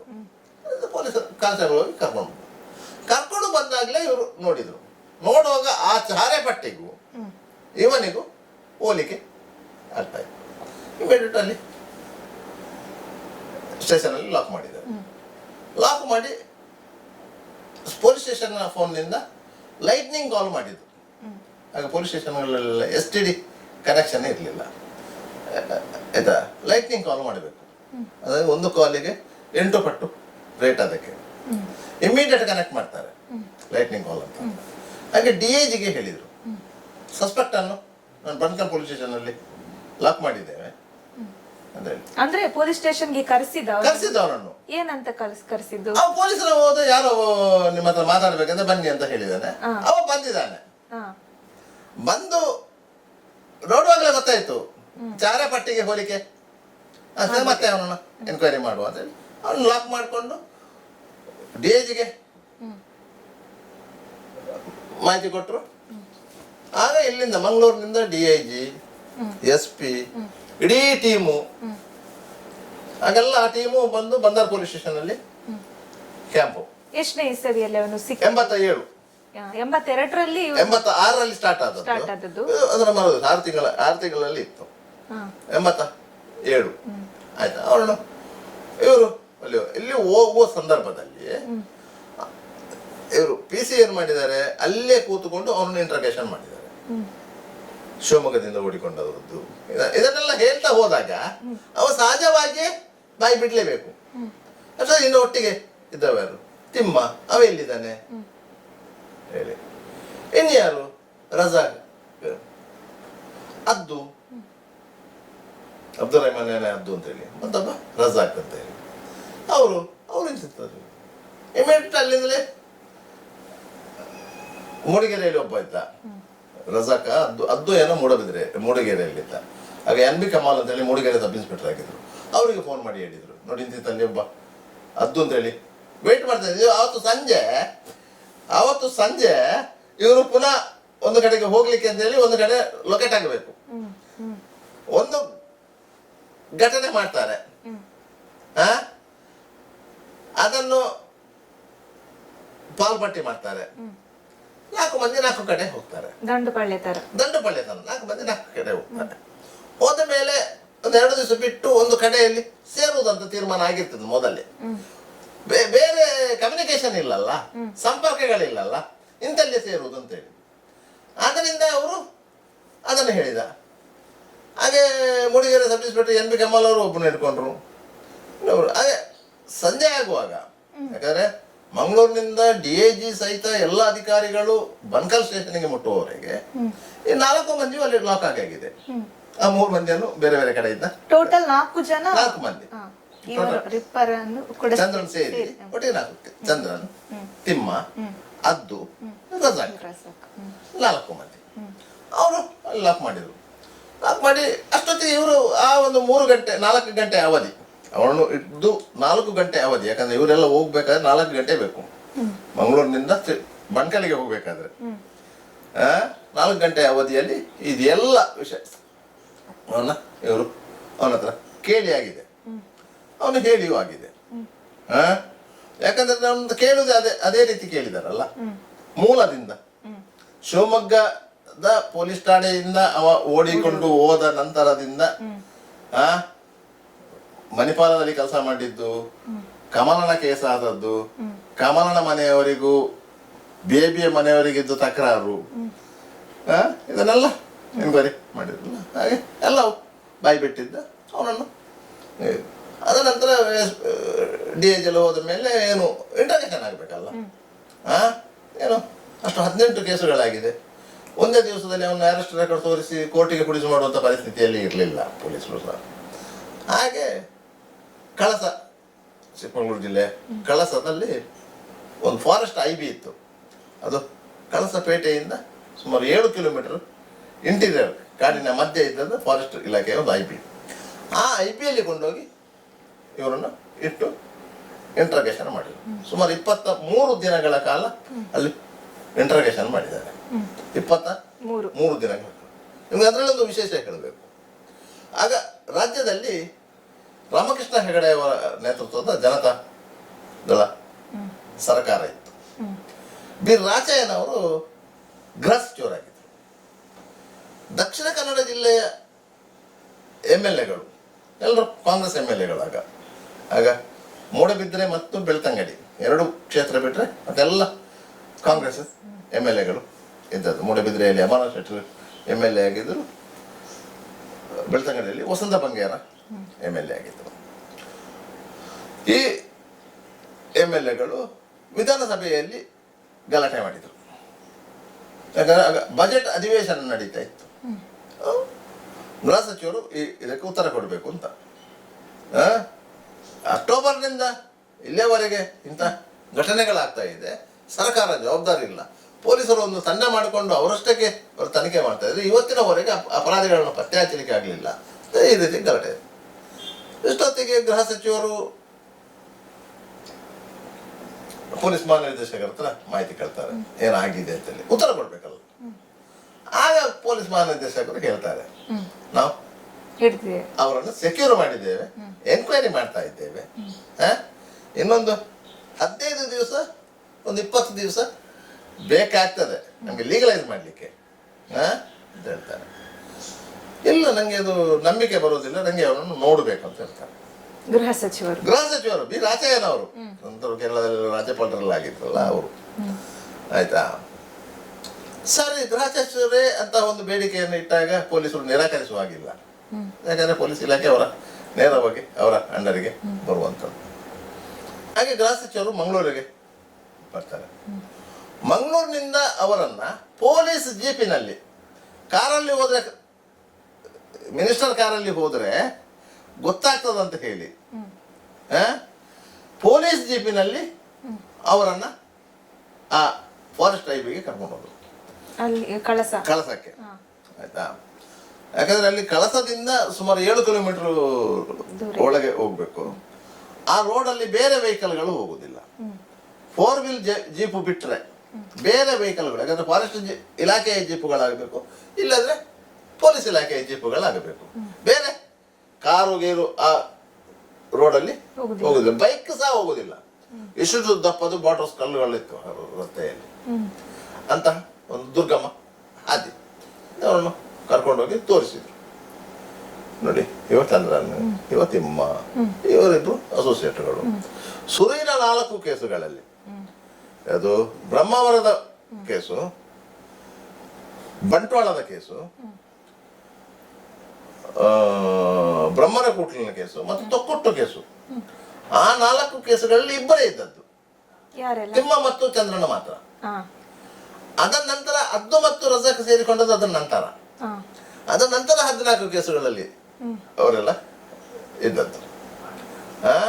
ಕೊನೆಯ ಕೇಸು ಕಾಸರಗೋಡು ನುಳ್ಳಿಪಾಡಿ ಕೇಸು, ಅಲ್ಲ, ಕಾಸರಗೋಡು ನುಳ್ಳಿಪಾಡಿ ಕೇಸಿಗಿಂತ ಮೊದಲು, ಅದರ ನಂತರ 2 ರಮಣಿ ಕೊಲೆ ಕೇಸು. ರಮಣಿ ಅಂತ ಅವಳ ಹೆಸರು ನೆನಪಿಲ್ಲ ನಂಗೆ. ಹೆಣ್ಮಗಳು, ಒಂದು 18 ವರ್ಷದ ಹೆಣ್ಮಗಳು. ಹಾಗೆ ಅದು ರೇಪ್ ಅಂಡ್ ಮರ್ಡರ್ ಹಾಗೆ ಆಗಿರುವಂಥದ್ದು. ಮಂಜೇಶ್ವರದಲ್ಲಿ ಒಂದು ಕೇಸು. ಒಟ್ಟಿಗೆ 5 ಕೇಸು ಕಾಸರಗೋಡು ಜಿಲ್ಲೆ, 13 ಕೇಸು ದಕ್ಷಿಣ ಕನ್ನಡ ಜಿಲ್ಲೆ, ಉಡುಪಿಯೂ ಸೇರಿದಂತೆ. ಹಾಗೆ ಉಡುಪಿ ಜಿಲ್ಲೆ ಇರಲಿಲ್ಲ, ಅದರಿಂದ ಉಡುಪಿಯೂ ಸೇರಿದಂತೆ 13 ಕೇಸು ಇಲ್ಲಿ. ಒಟ್ಟು ಆ ಕಾಲದಲ್ಲಿ ಈ 18 ಕೇಸುಗಳಲ್ಲಿ ಅವರಿಗೆ ಸಿಕ್ಕಿದಂತ ಚಿನ್ನಾಭರಣಗಳ ಮೊತ್ತ ಎಷ್ಟು ಗೊತ್ತಾ? ಎಷ್ಟು? 18-20 ಸಾವಿರ ರೂಪಾಯಿ. ಅಂದ್ರೆ ಈ ಕಾಲಕ್ಕೆ ಹೋಲಿಸಿದ್ರೆ ಜಾಸ್ತಿ ಇರ್ಬೋದು. ಈ ಕಾಲಕ್ಕೆ ಹೋಲಿಸಿದ್ರೆ ಜಾಸ್ತಿ. ಆಗ 8 ಗ್ರಾಮ್ ಒಂದು ಪವನು 200 ರೂಪಾಯಿ ಚಿಲ್ಲರೆ ಇತ್ತು. 8. ಆದ್ರೆ ದೊಡ್ಡ ಮೊತ್ತದೇನು ಅವರು ದರೋಡೆ ಮಾಡ್ತಿದ್ರು? ದೊಡ್ಡ ಮೊತ್ತದ ದರೋಡೆ ಮಾಡಿಲ್ಲ, ಮತ್ತು ಸೊಫಿಸ್ಟಿಕೇಟೆಡ್ ಮನೆಗಳಿಗೆ ನುಗ್ಗಲೂ ಇಲ್ಲ. ಸೊಫಿಸ್ಟಿಕೇಟೆಡ್ ಮನೆಗಳು ಅಂದ್ರೆ ಟೆರೆಸ್ ಮನೆಗಳು, ಭದ್ರವಾದ ಬಾಗಿಲಿರುವಂತಹ ಮನೆಗಳು, ದೊಡ್ಡ ಅಜಾರಾಗಿರುವಂತಹ ಮನೆಗಳು, ಅಂತ ಮನೆಗಳಿಗೆ ನುಗ್ಗಲೇ ಇಲ್ಲ. ಎಲ್ಲವೂ ಮಧ್ಯಮ ವರ್ಗ ಮತ್ತು ಕೆಳ ಮಧ್ಯಮ ವರ್ಗ, ಬಡ ವರ್ಗದ. ನಿಮಗೆ ಶ್ರೀಮಂತರನ್ನು ಬಿಟ್ಟರೆ ನಿಮಗೆ 3 ವರ್ಗ ಬರ್ತದೆ. ಮಧ್ಯಮ ವರ್ಗ ಬರ್ತದೆ, ಕೆಳ ಮಧ್ಯಮ ವರ್ಗ ಬರ್ತದೆ, ಮತ್ತೆ ಬಡವರು ಬರ್ತಾರೆ. ಈ ಬಡವರು ಮತ್ತು ಕೆಳ ಮಧ್ಯಮ ವರ್ಗದವರು ದುಡಿದು ತಿನ್ನುವಂತಹ ಮನೆಗಳಿಗೆ ಯಾವುದಿತ್ತು ಅಂತ ಮನೆಗಳಿಗೆ ನುಗ್ಗಿತ್ತು. ಯಾಕಂದ್ರೆ ಆ ಮನೆಗಳಲ್ಲಿ ಬಾಗಿಲುಗಳು ಗಟ್ಟಿ ಇರುವುದಿಲ್ಲ. ಇವರಿಗೆ ಅಲ್ಲಿ ಆಯುಧಗಳು ಸಿಗ್ತದೆ. ಇಂತಹ ಇದನ್ನು ಮಾಡ್ತಿದ್ರು. ಸಾಮಾನ್ಯವಾಗಿ ಅವರು ರಸ್ತೆಯಿಂದ ಸ್ವಲ್ಪ ದೂರ ಇದ್ದ ಮನೆಗಳನ್ನು ಮಾತ್ರ ಐಡೆಂಟಿಫೈ ಮಾಡಿ ಮಾಡ್ತಾ ಇದ್ರು. ಅದ ನಂತರ ಸೀದಾ ರಸ್ತೆಗೆ ಬರ್ತಾ ಇದ್ರು, ಮತ್ತೆ ಹೋಗ್ತಾ ಇದ್ರು. ಸಾಮಾನ್ಯವಾಗಿ ಅವರು ರಾತ್ರಿ ವೇಳೆ ಅಂದ್ರೆ ಮುಂಜಾನೆ ವೇಳೆಗೆ ಮಾಡ್ತಾ ಇದ್ದದ್ದು. ಮುಂಜಾನೆ 3 ಗಂಟೆಯಿಂದ 4-4:30 ಮಧ್ಯದಲ್ಲಿ ಕೃತ್ಯ ಮಾಡ್ತಾ ಇದ್ರು. ಅದ ನಂತರ ಅವರು ರಸ್ತೆಯಲ್ಲಿ ಮೋರಿಗಳಿರ್ತಾವಲ್ಲ, ರಸ್ತೆಯಲ್ಲಿ ಮೋರಿಗಳಿರ್ತದೆ, ಅದರಲ್ಲಿ ದೊಡ್ಡ ಪೈಪ್ಗಳಿರ್ತದೆ. ಆ ಪೈಪ್ಗಳ ಅಡಿಯಲ್ಲಿ ಹೋಗಿ ಕುಳಿತುಕೊಳ್ತಾ ಇದ್ರು. ಮುಂಜಾನೆ ಆಗುವಾಗ ಅದನ್ನೆಲ್ಲ ಹೊರಗೆ ಬರ್ತಾ ಇದ್ರು. ಆಗ ಲಾರಿಗಳಲ್ಲೆಲ್ಲ ಪ್ಯಾಸೆಂಜರ್ಗಳನ್ನು ಕರ್ಕೊಂಡು ಹೋಗ್ತಾ ಇದ್ರು. ಯಾವುದಾದ್ರೂ ಒಂದು ಲಾರಿಗೆ ಕೈ ಹಿಡಿತಾ ಇದ್ರು. ನೇರವಾಗಿ ಒಂದು ಮಂಗಳೂರಿಗೆ ಬಂದ್ರೆ, ಕಾಸರಗೋಡು ಕಡೆಗೆ ಹೋದ್ರೆ ಸೀದಾ ಪಂಪವೆಲ್ಲಿಗೆ ಬರ್ತಾ ಇದ್ರು. ಬೇರೆ ಕಡೆಯಲ್ಲಿ ಹೋದ್ರು ಸಹ ಪಂಪವೆಲೆ ಅವ್ರದ್ದು ಮೇನ್ ಜಂಕ್ಷನ್. ಅಲ್ಲಿಂದ ಪುನಃ ಲಾರಿಯಲ್ಲಿ ಹೋಗ್ತಾ ಇದ್ರು. ಉಜಿರೆಯಲ್ಲಿ ಇಳಿತಾ ಇದ್ರು.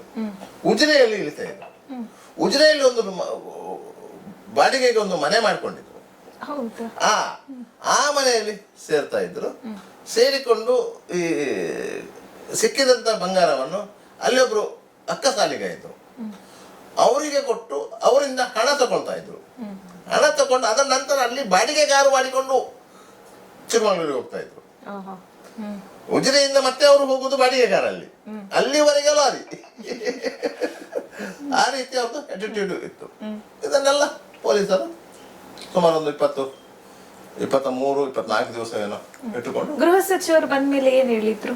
ಗೃಹ ಸಚಿವರು ಬಂದ್ರು, ನೋಡಿದ್ರು, ಮಾತನಾಡಿದ್ರು. ನೀನೇ ಮಾಡಿದ್ದ ಮಾರ, ಸತ್ಯ ಹೇಳು ಅಂತೆಲ್ಲ ಅವರು ಹೇಳಿದ್ದಾರೆ ಅವ್ರ ಹತ್ರ. ಅಷ್ಟೊತ್ತಿಗೆ ಹೇಳಿದ್ದಾರೆ, ಅದು ಸಣ್ಣ ಮಾಡಿದ್ದು ಅಂತೆಲ್ಲ ಹೇಳಿದ್ದಾರೆ. ಅದ ನಂತರ ಅವರು ಮತ್ತೆ ಕೋರ್ಟಿಗೆ ಪ್ರೊಡ್ಯೂಸ್ ಮಾಡಿದ್ರು. ಅದರ ನಂತರ ಅದು ಗೃಹ ಸಚಿವರು ಹೋಗಿ ಬೆಂಗಳೂರಿಗೆ ಹೋದ್ರಲ್ಲ, ಅಸೆಂಬ್ಲಿಯಲ್ಲಿ ಉತ್ತರ ಕೊಡ್ಬೇಕಲ್ಲ,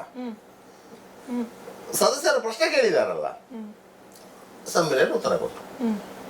15 ದಿನಗಳ ಒಳಗಾಗಿ ಆರೋಪಿಗಳನ್ನು ಪತ್ತೆ ಹಚ್ಚದೇ ಇದ್ದಲ್ಲಿ ನಾನು ನನ್ನ ಸ್ಥಾನಕ್ಕೆ ರಾಜೀನಾಮೆ ಕೊಡ್ತೇನೆ ಅಂತ ಹೇಳಿ ಇದು ಗೃಹ ಸಚಿವ ಬಿ ರಾಚಯ್ಯನವರು ವಿಧಾನ ಸಭೆಯ ಸದನದಲ್ಲಿ ನೀಡಿದಂತ ಭರವಸೆ.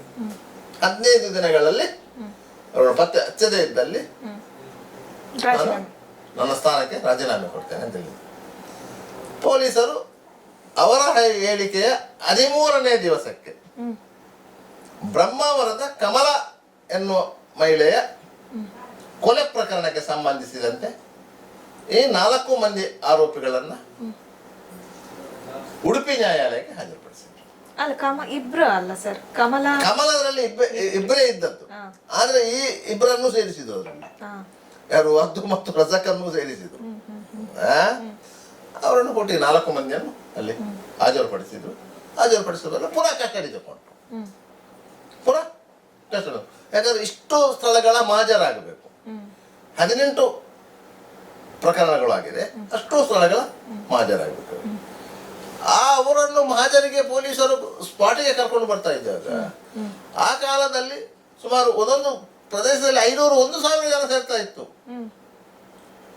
ಆಯ್ತಾ? ಆ ಸಂದರ್ಭದಲ್ಲಿ ಇವನೊಟ್ಟಿಗೆ, ಚಂದ್ರನ್ನೊಟ್ಟಿಗೆ ಕೂಲಿ ಕೆಲಸ ಮಾಡ್ತಿದ್ದವರು ಸಿಗ್ತಾ ಇದ್ರು. ಇವಾಗ ನಮ್ಮೊಟ್ಟಿಗೆ ಕೆಲಸ ಮಾಡ್ತಾ ಇದ್ದ ಅಂತ ಹೇಳಿ ಅವನು ಬೆಂಗಳೂರು ಹೈವೇ ಆಗುವಾಗ ಕೂಲಿ ಕೆಲಸ ಮಾಡಿದ್ದಾರೆ. ಬೆಂಗಳೂರು ರೈಲ್ವೆ ಕೆಲಸ ಆಗುವಾಗ ಕೂಲಿ ಕೆಲಸ ಮಾಡಿದ್ದಾರೆ. ಮಣಿಪಾಲದ ಬಿಲ್ಡಿಂಗ್ ಕಟ್ಟಡಗಳ ಕಾಮಗಾರಿ ಆಗ್ತಾ ಇದ್ದಾಗ ಕೂಲಿ ಕೆಲಸ ಮಾಡಿದ್ದಾರೆ. ಕೂಲಿ ಕಾರ್ಮಿಕ ಅವ. ಆಯ್ತಾ? ಆದ್ರೆ ಕೆಲವರಿಗೆ ಅದಕ್ಕೆ ಪರಿಚಯ ಸಿಕ್ಕಿದೆ. ನಮ್ಮೊಟ್ಟಿಗೆ ಕೂಲಿ ಕೆಲಸ ಮಾಡ್ತಾ ಇದ್ದ ಇವ ಅಂತ ಹೇಳಿ.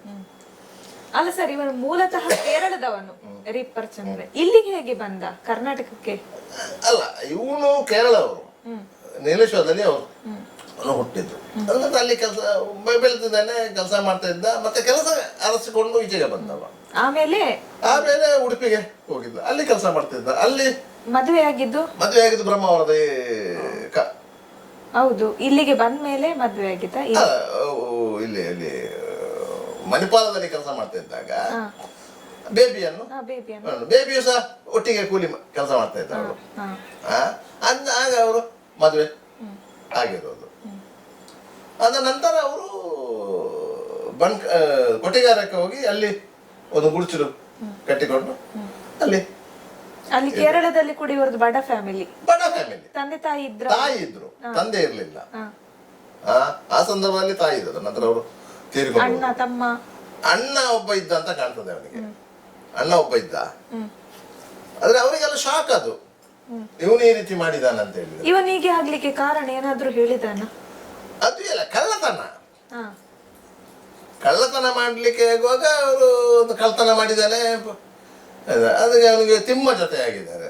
ಹೌದು, ಕಳ್ಳತನ ಮಾಡಿ ಬಿಡಬಹುದಿತ್ತು. ಇದು ಮರ್ಡರ್ ಯಾಕೆ ಸರ್ ಮಾಡಿದ ಅಷ್ಟು ಕ್ರೂರವಾಗಿ?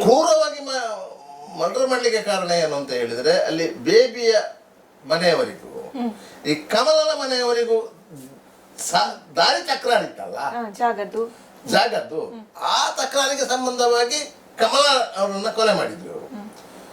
ಅವರಿಗೆ ಬೆದರಿಸುವ ಉದ್ದೇಶದಿಂದ ಇದು ಮಾಡಿದ್ರು. ಆದ್ರೆ ಕೊಲೆ ಮಾಡಿದ ಕೂಡಲೇ ಅದು ಬೇಬಿಯ ಮನೆಯವರಿಗೆ ಬರ್ತದಲ್ಲ, ಅದಕ್ಕೆ ಬೇಕಾಗಿ ಯಾಕೆ ಬೆಂಡೋಲೆಯನ್ನು ಕಿತ್ತೊಯ್ದ್ರು. ಪೊಲೀಸರು ಏನು ಮಾಡಿದ್ರು, ಇದರ ಸೂಕ್ಷ್ಮವನ್ನು ಅರ್ಥ ಮಾಡ್ಕೊಳ್ಳಿಲ್ಲ. ಅವರು ದರೋಡೆ ಪ್ರಕರಣ ದಾಖಲಿಸಿಕೊಂಡ್ರು, ಕೊಲೆ ಪ್ರಕರಣ ಮತ್ತು ದರೋಡೆ 395. ಅದರ ಅಡಿಯಲ್ಲಿ ಕೇಸು ದಾಖಲಿಸಿಕೊಂಡು ಆ ರೀತಿಯ ತನಿಖೆ ಮಾಡಿದ್ರೆ ಹೊರತು ಇದಕ್ಕೆ ಇನ್ನೊಂದು ಆಯಾಮ ಇರ್ಬೋದು ಅಂತ ಹೇಳಿ ತನಿಖೆ ಮಾಡಲಿಲ್ಲ ನೋಡಿ, ಅದು ಅವರಿಗೆ ಅಡ್ವಾಂಟೇಜ್ ಆಯ್ತು. ಹೌದು, ಅದು ಅಡ್ವಾಂಟೇಜ್ ಆಯ್ತು. ಈ ರೀತಿ ಮಾಡಿದ್ರೆ ನಾವು ಸಿಕ್ಕಿ ಹಾಕಿಕೊಳ್ಳುವುದಿಲ್ಲ ಅಂತ ಹೇಳಿ ಆಗ ಇನ್ನೊಂದು ಕೃತ್ಯ ಮಾಡಿದ್ರು. ಇನ್ನೊಂದು ಕೃತ್ಯ ಮಾಡುವಾಗ್ಲೂ ಕೂಡ ಅವನು ಅಷ್ಟು ಕೊಲೆ ಮಾಡಿದ್ರೆ ಅವ ಸಾಕ್ಷಿ ಹೇಳುವಂತ ಪ್ರಶ್ನೆ ಇಲ್ಲಲ್ಲ. ಹಾ. ತಿಮ್ಮ ಕಳ್ಳ, ತಿಮ್ಮನಿಗೆ ಅನುಭವ ಇದೆ ಕಳ್ತನದ್ದು. ಪೊಲೀಸರ ವರ್ಕ್ ಎಲ್ಲ ತಿಮ್ಮನಿಗೆ ಗೊತ್ತಿತ್ತು. ಚಂದ್ರನು ತಿಮ್ಮನೊಟ್ಟಿಗೆ ಸೇರಿ ಕಳ್ತನ ಮಾಡಿ ಸಿಕ್ಕಿ ಬಿದ್ದದ್ದು ಮತ್ತು ಪೊಲೀಸ್ ಸ್ಟೇಷನ್ ಇಂದ ಎಸ್ಕೇಪ್ ಆದವನು. ಆದ್ದರಿಂದ ಪೊಲೀಸ್ ವರ್ಕ್ನ ಬಗ್ಗೆ ಚಂದ್ರನಿಗೆ ಹೆದರಿಕೆ ಇತ್ತು. ಯಾಕಂದ್ರೆ 4 ದಿವಸ ಶಿವಮೊಗ್ಗ ಪೊಲೀಸರು ಅವನನ್ನು ವರ್ಕ್ ಮಾಡಿದ್ರಲ್ಲ, ಪೊಲೀಸರ ಕೈಗೆ ಸಿಕ್ಲೇಬಾರದು ಅಂತ ಹೇಳಿದ್ರೆ ಸಾಕ್ಷಿ ಉಳಿಸಬಾರ್ದು. ಒಂದು ವೇಳೆ ನಸಪೈ ಅಂದೇವರ ಮನೆಯಲ್ಲಿ ಅವರು ಆ ಕೃತ್ಯ ಮಾಡಿದಾಗ ಆ ಹುಡುಗ ಹೋಗಿ ಮೆರೆಯಲ್ಲಿ ನಿಂತು ತಪ್ಪಿಸಿಕೊಳ್ಳದೇ ಇರ್ತದೆ, ಅವರ ತಲೆಗೆ ಹೊಡಿತಿದ್ರಲ್ಲ, ಇವನನ್ನು ನೋಡ್ಲಿಕ್ಕೆ ಸಾಧ್ಯ ಆಗ್ತಾ ಇರ್ಲಿಲ್ಲ. ಅದು ಅವನ ಎಮೋ ಆಯ್ತು. ಮತ್ತೆ 1-2 ಪ್ರಕರಣ ಆದ ಕೂಡಲೇ ಅದು ಎಮೋ ಆಯ್ತು. ಆ ಎಮೋದ ಪ್ರಕಾರವೇ ಬೇರೆ ಬೇರೆ ಪ್ರಕರಣವನ್ನು ಮಾಡಿದ್ರು. ಆದ್ರಿಂದಾಗಿ ಅವರು ಆ 18 ಪ್ರಕರಣ ಆಗುವವರೆಗೂ ಪೊಲೀಸರ ಕೈಗೆ ಸಿಕ್ಕಿ ಬೀಳಲಿಕ್ಕೆ ಸಾಧ್ಯ ಆಗಲಿಲ್ಲ. ಈಗ ಅವನ ಹೆಸರು ರಿಪ್ಪರ್ ಚಂದ್ರನ್ ಅಂತ ಹೇಳ್ತಾರೆ. ಅದು ನಿಜವಾಗಿ ಅವನ ಹೆಸರು ರಿಪ್ಪನ್ ಚಂದ್ರವಾ ಹುಟ್ಟಿನಿಂದ? ಅವನ ಹೆಸರು ಚಂದ್ರನ್ ಅಂತ ಹೇಳಿ. ಶಿವಮೊಗ್ಗದಲ್ಲಿ ಅವನು ಸುರೇಂದ್ರನ್ ಅಂತ ಹೆಸರಲ್ಲಿ ಇದ್ದವನು. ಇಲ್ಲಿ ಕೊಟ್ಟಿಗಾರದಲ್ಲಿ ಅವನು ರಮೇಶ್ ಪೂಜಾರಿ ಅನ್ನೋ ಹೆಸರಲ್ಲಿ ಇದ್ದ. ಈ ರಿಪ್ಪರ್ ಅಂತ ಹೇಳಿದ್ರೆ ಈ ತಲೆ ಒಡೆದು ದರೋಡೆ ಮಾಡುವಂತಹ ಒಂದು ಎಮೋ, ಒಂದು ಪದ್ಧತಿ ಏನಿದೆ, ಅದಕ್ಕೆ ರಿಪ್ಪರ್ ಅಂತ ಹೇಳಿ ಹೆಸರು ಇಟ್ಟವರು ಸ್ಕಾಟ್ಲೆಂಡ್ ಯಾರ್ಡ್ ಪೊಲೀಸ್ನವರು. ಪ್ರಪಂಚದಲ್ಲೇ ಅತ್ಯಂತ ಕುಶಾಗ್ರಮತಿ ಪೊಲೀಸ್ ತಂಡ ಅದು ಸ್ಕಾಟ್ಲೆಂಡ್ ಯಾರ್ಡ್ ಅಂತಿದೆ, ಅವರು ಇಟ್ಟದ್ದು. ಆದ್ರಿಂದಾಗಿ ಅದಕ್ಕೆ ರಿಪ್ಪರ್ ಅಂತೇಳಿ ಆ ಮಾದರಿಯ ಕೃತ್ಯಗಳಿಗೆ. ಯಾಕಂದ್ರೆ ಪ್ರತಿರೋಧ ತೋರದೆ ಇರುವಂತವರನ್ನ ಹೊಡೆಯುವುದು. ಬಹುತೇಕ ದರೋಡೆ ಪ್ರಕರಣಗಳಲ್ಲಿ ನೀವು ಪ್ರತಿರೋಧ ತೋರಿದ್ರೆ ಮಾತ್ರ ಹೊಡೆಯುವುದು. ನೀವು ಕಳ್ಳರು ಬಂದ್ರು ಅಂತ ಇಟ್ಕೊಳ್ಳಿ, ಬಾಗಿಲು ಹೊಡೆದ್ರು, ಮನೆಯವರೆಲ್ಲ ಹೆದರ್ತಾರೆ, ಎಲ್ಲ ಬಂಗಾರ ಹಣ ಗಿಣ ಎಲ್ಲ ಕೊಡ್ತಾರೆ, ಅವರು ಇಟ್ಕೊಂಡು ಹೋಗ್ತಾರೆ. ಅದು ದರೋಡೆ. ಅವರು ಒಡೆದು ಒಳಗೆ ಬಂದು ಎದುರಿಸಿದಾಗ ನಾವು ಪ್ರತಿರೋಧ ತೋರಿದ್ರೆ ಮಾತ್ರ ಅವರು ಅಟ್ಯಾಕ್ ಮಾಡೋದು, ಇಲ್ಲದ್ರೆ ಅವರು ಅಟ್ಯಾಕ್ ಮಾಡಲ್ಲ. ಅದು ಅವ್ರಿಗೆ ಗೊತ್ತಿದೆ. ಅಟ್ಯಾಕ್ ಮಾಡಿದ ಕೂಡಲೇ ಅದು 307 ಆಗ್ತದೆ, ಬದುಕಿದ್ರೆ ಸತ್ತರೆ 302 ಆಗ್ತದೆ. ಇದು ಕೇವಲ ದರೋಡೆ. ನೀವು ಆ ತಂಡದಲ್ಲಿ ನೋಡಿ 5 ಮಂದಿಗಿಂತ ಜಾಸ್ತಿ ಇರುವುದಿಲ್ಲ ಒಂದೊಂದು ಕೇಸಲ್ಲಿ. ಒಂದು ತಂಡದಲ್ಲಿ ಒಂದು 20 ಮಂದಿ ಇದ್ರೂ ಸಹ ಕೃತ್ಯ ಮಾಡುವ ಸಂದರ್ಭದಲ್ಲಿ ಅವರು 5 ಮಂದಿಗಿಂತ ಜಾಸ್ತಿ ಇರುವುದಿಲ್ಲ. ಯಾಕಂತ ಹೇಳಿದ್ರೆ 5 ಮಂದಿಯಿಂದ ಒಳಗೆ ಇದ್ರೆ ಅದು ದರೋಡೆ, 5 ಮಂದಿಗಿಂತ ಜಾಸ್ತಿ ಇದ್ರೆ ಅದು ಡಕಾಯಿತಿ. IPC ಸೆಕ್ಷನ್ ಅಲ್ಲಿ 395 ದರೋಡೆ, 94 ಡಕಾಯಿತಿ. ಕ್ರೈಮ್ ಮಾಡೋದು 394 ಆದ್ರೆ ಡಕಾಯಿತಿ. 6 ಮಂದಿ ಸೇರಿದ್ರೆ ಅದು 394 ಬರ್ತದೆ. ಆಗ ಅವರಿಗೆ ಜಾಮೀನಾಗಲ್ಲ. ಯಾಕಂದ್ರೆ ಅದರ ಶಿಕ್ಷೆ, ಡಕಾಯಿತಿಗೆ ಶಿಕ್ಷೆ 5 ವರ್ಷಕ್ಕಿಂತ ಮೇಲೆ ಇದೆ, ದರೋಡೆಗೆ 5 ವರ್ಷದ ಒಳಗೆ ಇರುವುದು. ಅದಕ್ಕೆ ಜಾಮೀನಾಗತ್ತೆ. ಶಿಕ್ಷೆ ಆದ್ರೂ 5 ವರ್ಷದ ಒಳಗೆ. ಅದು ಈ ಕಳ್ಳರಿಗೆ, ದರೋಡೆಕೋರರಿಗೆಲ್ಲ ಗೊತ್ತಿತ್ತು. ಆದ್ರೆ ಅಟ್ಯಾಕ್ ಮಾಡಿದ್ರೆ ಒಂದು 307 ಆಗತ್ತೆ, ಸತ್ರೆ 302 ಆಗತ್ತೆ. 302 ಆದ್ರೆ ಮರಣದಂಡನೆ ಇದೆ, 307 ಆದ್ರೆ 7 ವರ್ಷ ಶಿಕ್ಷೆ ಇದೆ, ಜಾಮೀನಾಗಲ್ಲ ಅಂತ ಹೇಳಿ ಅದೆಲ್ಲ ಗೊತ್ತಿರ್ತದೆ ಅವರಿಗೆ, ಸಾಮಾನ್ಯವಾಗಿ ದರೋಡೆ ಮಾಡುವವರಿಗೆ. ಆದ್ರೆ ಅಲ್ಲಿ ಇವರು ಏನ್ ಮಾಡ್ತಾ ಇದ್ರು ಅಂತ ಹೇಳಿದ್ರೆ, ಇವರು ಸುರಿಯಿಗೆ ಅಲ್ಲಿ ಏನು ಸಿಗ್ತದ ಇಲ್ವಾ ಆಲೋಚನೆ ಮಾಡಲ್ಲ, ಸಿಗ್ತದ ಇಲ್ವಾ ಅಂತ ಆಲೋಚನೆ ಮಾಡಲ್ಲ, ಮಲಗಿದ್ದವರಿಗೆ ತಲೆಗೆ ಹೊಡೆಯುವುದು. ಅದು ಸ್ಕಾಟ್ಲೆಂಡ್ ಅಲ್ಲಿ ಹೇಳಿದನು, ಇವನಿಗೆ ಇಲ್ಲಿದ ಪೊಲೀಸರು ಇಟ್ಟದ್ದು ರಿಪ್ಪರ್. ಸ್ಕಾಟ್ಲೆಂಡ್ ಪೊಲೀಸರು ಇದಕ್ಕೆ ಒಂದು ಆ ಮಾದರಿಯ ಕೃತ್ಯಗಳಿಗೆ ರಿಪ್ಪರ್ ಮಾದರಿ ಅಂತ ರಿಪ್ಪರ್ ಅಂದ್ರೆ ಎಂತ ಹರಿತವಾದ ವಸ್ತು? ಹರಿತವಾದ ವಸ್ತುವಿನಿಂದ ತಲೆಗೆ ಹೊಡೆದು ಪ್ರಜ್ಞೆ ತಪ್ಪಿಸುವುದು ಅಂತ ಒಂದು ಇದು ಎಮ್ಮು ಅದು ಕ್ರೈಮಲ್ಲಿ. ಆ ಕ್ರೈಮ್ ಅದಕ್ಕೆ ಇವನಿಗೆ ರಿಪ್ಪರ್ ಅಂತ ಹೆಸರಿಟ್ಟರು. ಅದರ ನಂತರ ಅವನಿಗೆ 1990ರಲ್ಲಿ ಅವನಿಗೆ 87ರಲ್ಲಿ ಅವರು ಸಿಕ್ಕಿಬಿದ್ರು. ಕೇರಳದಲ್ಲಿ ಸುಲಿಗೆ ಕೇಸು ಟ್ರಯಲ್ ಆಯಿತು. ನರಸಪ್ಪ ಅಂದೆ ಪ್ರಕರಣದಲ್ಲಿ ಅದೇ ಅವರ ಮನೆ ಇದು ಮಾಡಿದ್ದು. ಆ ಹುಡುಗ ಇವರನ್ನು ಐಡೆಂಟಿಫೈ ಮಾಡಿದ್ದಾರೆ. ಐಡೆಂಟಿಫಿಕೇಶನ್ ಪೀರಿಯಡ್ ಅಲ್ಲಿ ಇವರು ಐಡೆಂಟಿಫೈ ಮಾಡಿದ್ದಾರೆ, ಯಾರು ಚಂದ್ರನನ್ನು ಅವ ಐಡೆಂಟಿಫೈ ಮಾಡಿದ್ದಾನೆ. ಆದ್ರಿಂದಾಗಿ ಅದು ಕೇಸು ಫಸ್ಟ್ಗೆ ಟ್ರಯಲ್ ಆಯಿತು. ಟ್ರಯಲ್ ಆಗಿ ಕಾಸರಗೋಡು ಜಿಲ್ಲಾ ನ್ಯಾಯಾಲಯ ಅವನಿಗೆ ಮರಣದಂಡನೆ ವಿಧಿಸಿತು. ತಿಮ್ಮ ಮತ್ತು ರಜಾಕ್ ಅದ್ದು ಅವರಿಗೆ ಜೀವಾವಧಿ ಶಿಕ್ಷೆ ವಿಧಿಸಿತು. ಎಷ್ಟು 1991 ಅಲ್ಲ, ಅವರಿಗೆ 87 ಅದು 88 ಅಲ್ಲಿ ಟ್ರಯಲ್ ಆಗಿ ಶಿಕ್ಷೆ ಆಯಿತು. ಅದರಿಂದ ಅದು ಅಪೀಲ್ ಹೋಯ್ತು, ಅಪೀಲಲ್ಲಿ ಕನ್ಫರ್ಮ್ ಆಯಿತು. 90ಯಲ್ಲಿ ಅವನಿಗೆ ಗಲ್ಲು ಶಿಕ್ಷೆ ಆಯಿತು. ಟೋಟಲ್ ಎಷ್ಟು ವರ್ಷ ಜೈಲಲ್ಲಿ? ಕೇವಲ 3 ವರ್ಷದಲ್ಲಿ ಅವನಿಗೆ ಗಲ್ಲಾಗಿದೆ. ಅಷ್ಟು ಶೀಘ್ರವಾಗಿ ಗಲ್ಲು ಆದಂತಹ ಪ್ರಕರಣ ಅದು ಒಂದು ಕಾಣ್ತದೆ. ಅಪೀಲೆಲ್ಲ ಹೋಗಿ ರಾಷ್ಟ್ರಪತಿಗಳ ಕ್ಷಮಾದಾನ ಹೋಗಿ ರಾಷ್ಟ್ರಪತಿಗಳಿಗೆ ಹೋಗಿದ್ದಾರೆ ಅವರು. ಅದು ಹೋಗ್ತದೆ, ಸಹಜವಾಗಿ ಹೋಗ್ತದೆ. ಅದರಿಂದಾಗಿ 90ರಲ್ಲಿ ಅವರಿಗೆ ಕಣ್ಣೂರು ಜೈಲಲ್ಲಿ ಡಿಸ್ಟ್ರಿಕ್ಟ್ ಕೋರ್ಟ್ ಅಲ್ಲಿ ಇದಾಯ್ತು. ಹೈಕೋರ್ಟ್ ಅಲ್ಲಿ ಕನ್ಫರ್ಮ್ ಆಯ್ತು, ಸುಪ್ರೀಂ ಕೋರ್ಟ್ ಅಲ್ಲಿ ಕನ್ಫರ್ಮ್ ಆಯ್ತು. ಮತ್ತೆ ರಾಷ್ಟ್ರಪತಿಗಳ ಕ್ಷಮೆಗೆ ಹೋಯ್ತು. ರಾಷ್ಟ್ರಪತಿಗಳು ಕ್ಷಮಾದಾನವನ್ನು ಕೊಡ್ಲಿಲ್ಲ. ಪರಿಣಾಮವಾಗಿ ನನಗೆ 90ರಲ್ಲಿ ಅಂದ್ರೆ 87ರಿಂದ 90ರಲ್ಲಿ ನನಗೆ ಕಣ್ಣೂರು ಜೈಲಲ್ಲಿ ಮರಣದಂಡನೆ ವಿಧಿಸಲಾಯಿತು. ಅವನ ಬಾಡಿಯನ್ನು ಮನೆಯವರು ಸ್ವೀಕಾರ ಮಾಡಲಿಲ್ಲ ಆ ಟೈಮಲ್ಲಿ. ಜೈಲಧಿಕಾರಿಗಳು ಅವರ ಪ್ರೊಸೀಜರ್ ಮಾಡಿ. ನೀವು ಅವನ ಬಗ್ಗೆ ವರದಿ ಮಾಡಿದ್ದೀರಾ ಸರ್? ನೀವು ನೋಡಿದ್ದೇನೆ ಅವನನ್ನು. ನೋಡಿದ್ದೀರಾ? ಎಲ್ಲಿ ನೋಡಿದ್ದು ಸರ್? ನಾನು ಕಳಸದಲ್ಲಿ ಅವನು ಇಂಟ್ರಾಗೇಷನ್ ಮಾಡಿದ ಸಂದರ್ಭದಲ್ಲಿ ಅಲ್ಲಿಗೆ ಹೋಗಿದ್ದು. ಹೇಗಿದ್ದ ಅವನು? ಹಾಗೆ ಇದ್ದ, ಒಂದು ವಿಚಿತ್ರ ಪ್ರಾಣಿಯ ತರ. ಕಪ್ಪು ಕಪ್ಪಾಗಿ ಮೈಯೆಲ್ಲ ವಿಶಿಷ್ಟು ಕೂದಲು ಈ ರೀತಿಯಾಗಿದ್ದ. ಅಂದ್ರೆ ಈಗ ಒಂದು ಕಳ್ಳತನ ಮಾಡೋದು ಬೇರೆ, ಒಂದು ಕಳ್ಳತನ ಮಾಡುವಾಗ ನೀವು ಹಲವಾರು ಕ್ರೈಮ್ ಪ್ರಕರಣಗಳನ್ನ ನೋಡಿರ್ತೀರಾ. ಅದು ಒಂದು ಕ್ರೈಮ್ ಮಾಡ್ಬೇಕು, ಒಂದು ಸರಣಿಯಾಗಿ ಕ್ರೈಮ್ ಮಾಡ್ಬೇಕು ಅಂತ ಹೇಗೆ? ಒಂದು ಪ್ರಕರಣದಲ್ಲಿ ಆತನಿಗೆ ಲಾಭ ಆಗಿದೆ ನೋಡಿ, ಒಂದು ಪ್ರಕರಣದಲ್ಲಿ ಲಾಭ ಆಗಿದೆ, ಅದು ಆಸೆ ಸೃಷ್ಟಿಯಾಗುತ್ತೆ. 2ನೇ ಪ್ರಕರಣ ಮಾಡಿದ. 3ನೇ ಪ್ರಕರಣ ಮಾಡುವಾಗ ಆತನಿಗೆ ಆತ್ಮವಿಶ್ವಾಸ ಜಾಸ್ತಿ ಆಗತ್ತೆ. ಇನ್ನೊಂದು ಪ್ರಕರಣ ಮಾಡಿದ. ಈ ರೀತಿಯಾಗಿ ಆಗ್ತಾ ಹೋಗುತ್ತೆ. ಅವರಿಗೆ ಮನುಷ್ಯತ್ವ ಅನ್ನೋದು ಬರುದಿಲ್ವಾ? ಮನುಷ್ಯತ್ವ ಅಲ್ಲ ಅದು, ಮನುಷ್ಯತ್ವ ಅಂತ ಅಲ್ಲ. ಅಲ್ಲಿ ಏನಾಗ್ತದೆ ಅಂತ ಹೇಳಿದ್ರೆ ಮಾಡಬೇಕು ಮತ್ತು ನಾನು ಎಸ್ಕೇಪ್ ಆಗಬೇಕು, ಇಷ್ಟೇ ಇರುವಂಥದ್ದು.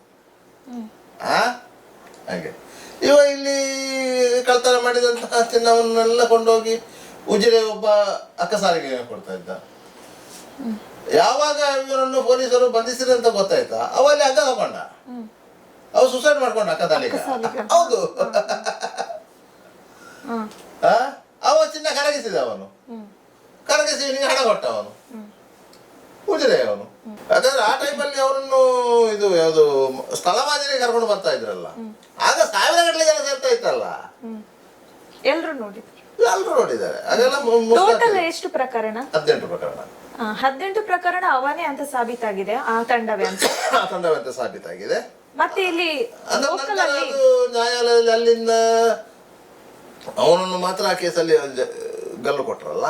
ಮತ್ತೆ ಇಲ್ಲಿ ಮಂಗಳೂರು ದಕ್ಷಿಣ ಕನ್ನಡ ಜಿಲ್ಲೆಯಲ್ಲಿ ಅದನ್ನ ಕೇಸು ಟ್ರಯಲ್ ಆಗುವ ಅವ ಇಲ್ಲ ಅಲ್ಲ. ಅದ ನಂತರ ಇಲ್ಲಿ ಟ್ರಯಲ್ ಆಯ್ತು. ಅವರಿಗೆ ತಿಮ್ಮನಿಗೂ ಜೀವಾವಧಿ ಶಿಕ್ಷೆ ಆಗಿತ್ತು, ಇನ್ನಿಬ್ಬರಿಗೂ ಜೀವಾವಧಿ ಶಿಕ್ಷೆ ಆಯ್ತು. ಅವರೆಲ್ಲ ಜೀವಾವಧಿ ಶಿಕ್ಷೆ ಮುಗಿಸಿಕೊಂಡು ಮತ್ತೆ ಹೊರಗೆ ಬಂದಿದ್ದಾರೆ. ಅದು ಈಗಲೂ ಕೊಟ್ಟಿಗಾರದಲ್ಲಿ ಇದ್ದಾರೆ. ರಜಾಕ್ ಇಲ್ಲಿ ಎಲ್ಲೋ ಉಚ್ಚಿಲದ ಹತ್ರ ಇದ್ದಾರೆ. ತಿಮ್ಮ ಹೆಚ್ಚಿನ ಅಂಶ ತೀರಿ ಹೋಗಿರ್ಬೋದು, ಇಲ್ಲಾಂದ್ರೆ ಇಲ್ಲಿ ಮೂಲದ ಭದ್ರಾವತಿ ಅವರು ಆ ಕಡೆ. ಮತ್ತೆ ಇಲ್ಲಿ ಅವನ ಹೆಸರು ಹೇಳಿಕೊಂಡು ಏನಾದ್ರೂ ಗ್ರಜ್ ಇದ್ರೆ ಹಲ್ಲೆ ಮಾಡಿರುವಂತ ಪ್ರಕರಣ ಅದು ಸಹ ಇದೆ. ಆ ಸಂದರ್ಭದಲ್ಲಿ ಪುಡಿಕಳ್ಳರು ಮಾಡಿದಂತಹ ಕೆಲವೊಂದು ಘಟನೆಗಳು ಸಹ ಚಂದ್ರನ ಲೆಕ್ಕಕ್ಕೆ ಸೇರ್ತಾ ಇತ್ತು. ಆದ್ರೆ ಚಂದ್ರನ ಮಾಡಿದ್ದು ಅಷ್ಟೇ ಪ್ರಕರಣ, ಆ ಸಂದರ್ಭದಲ್ಲಿ 100 ಮಂದಿಗೆ ಅಲ್ಲಿ ಅಲ್ಲೇ ಆದಂತಹ ಘಟನೆಗಳಿತ್ತು. ಚಂದ್ರನ್ ಅಂತ ಹೆಸರು ಹೇಳಿ ಹೊಡೆದಂತ ರಾತ್ರಿ ಬಂದವರಿಗೆ, ರಾತ್ರಿ ನಡ್ಕೊಂಡು ಬರ್ತಾ ಇದ್ದವರಿಗೆ ಅಲ್ಲೇ ಮಾಡಿದ್ದು.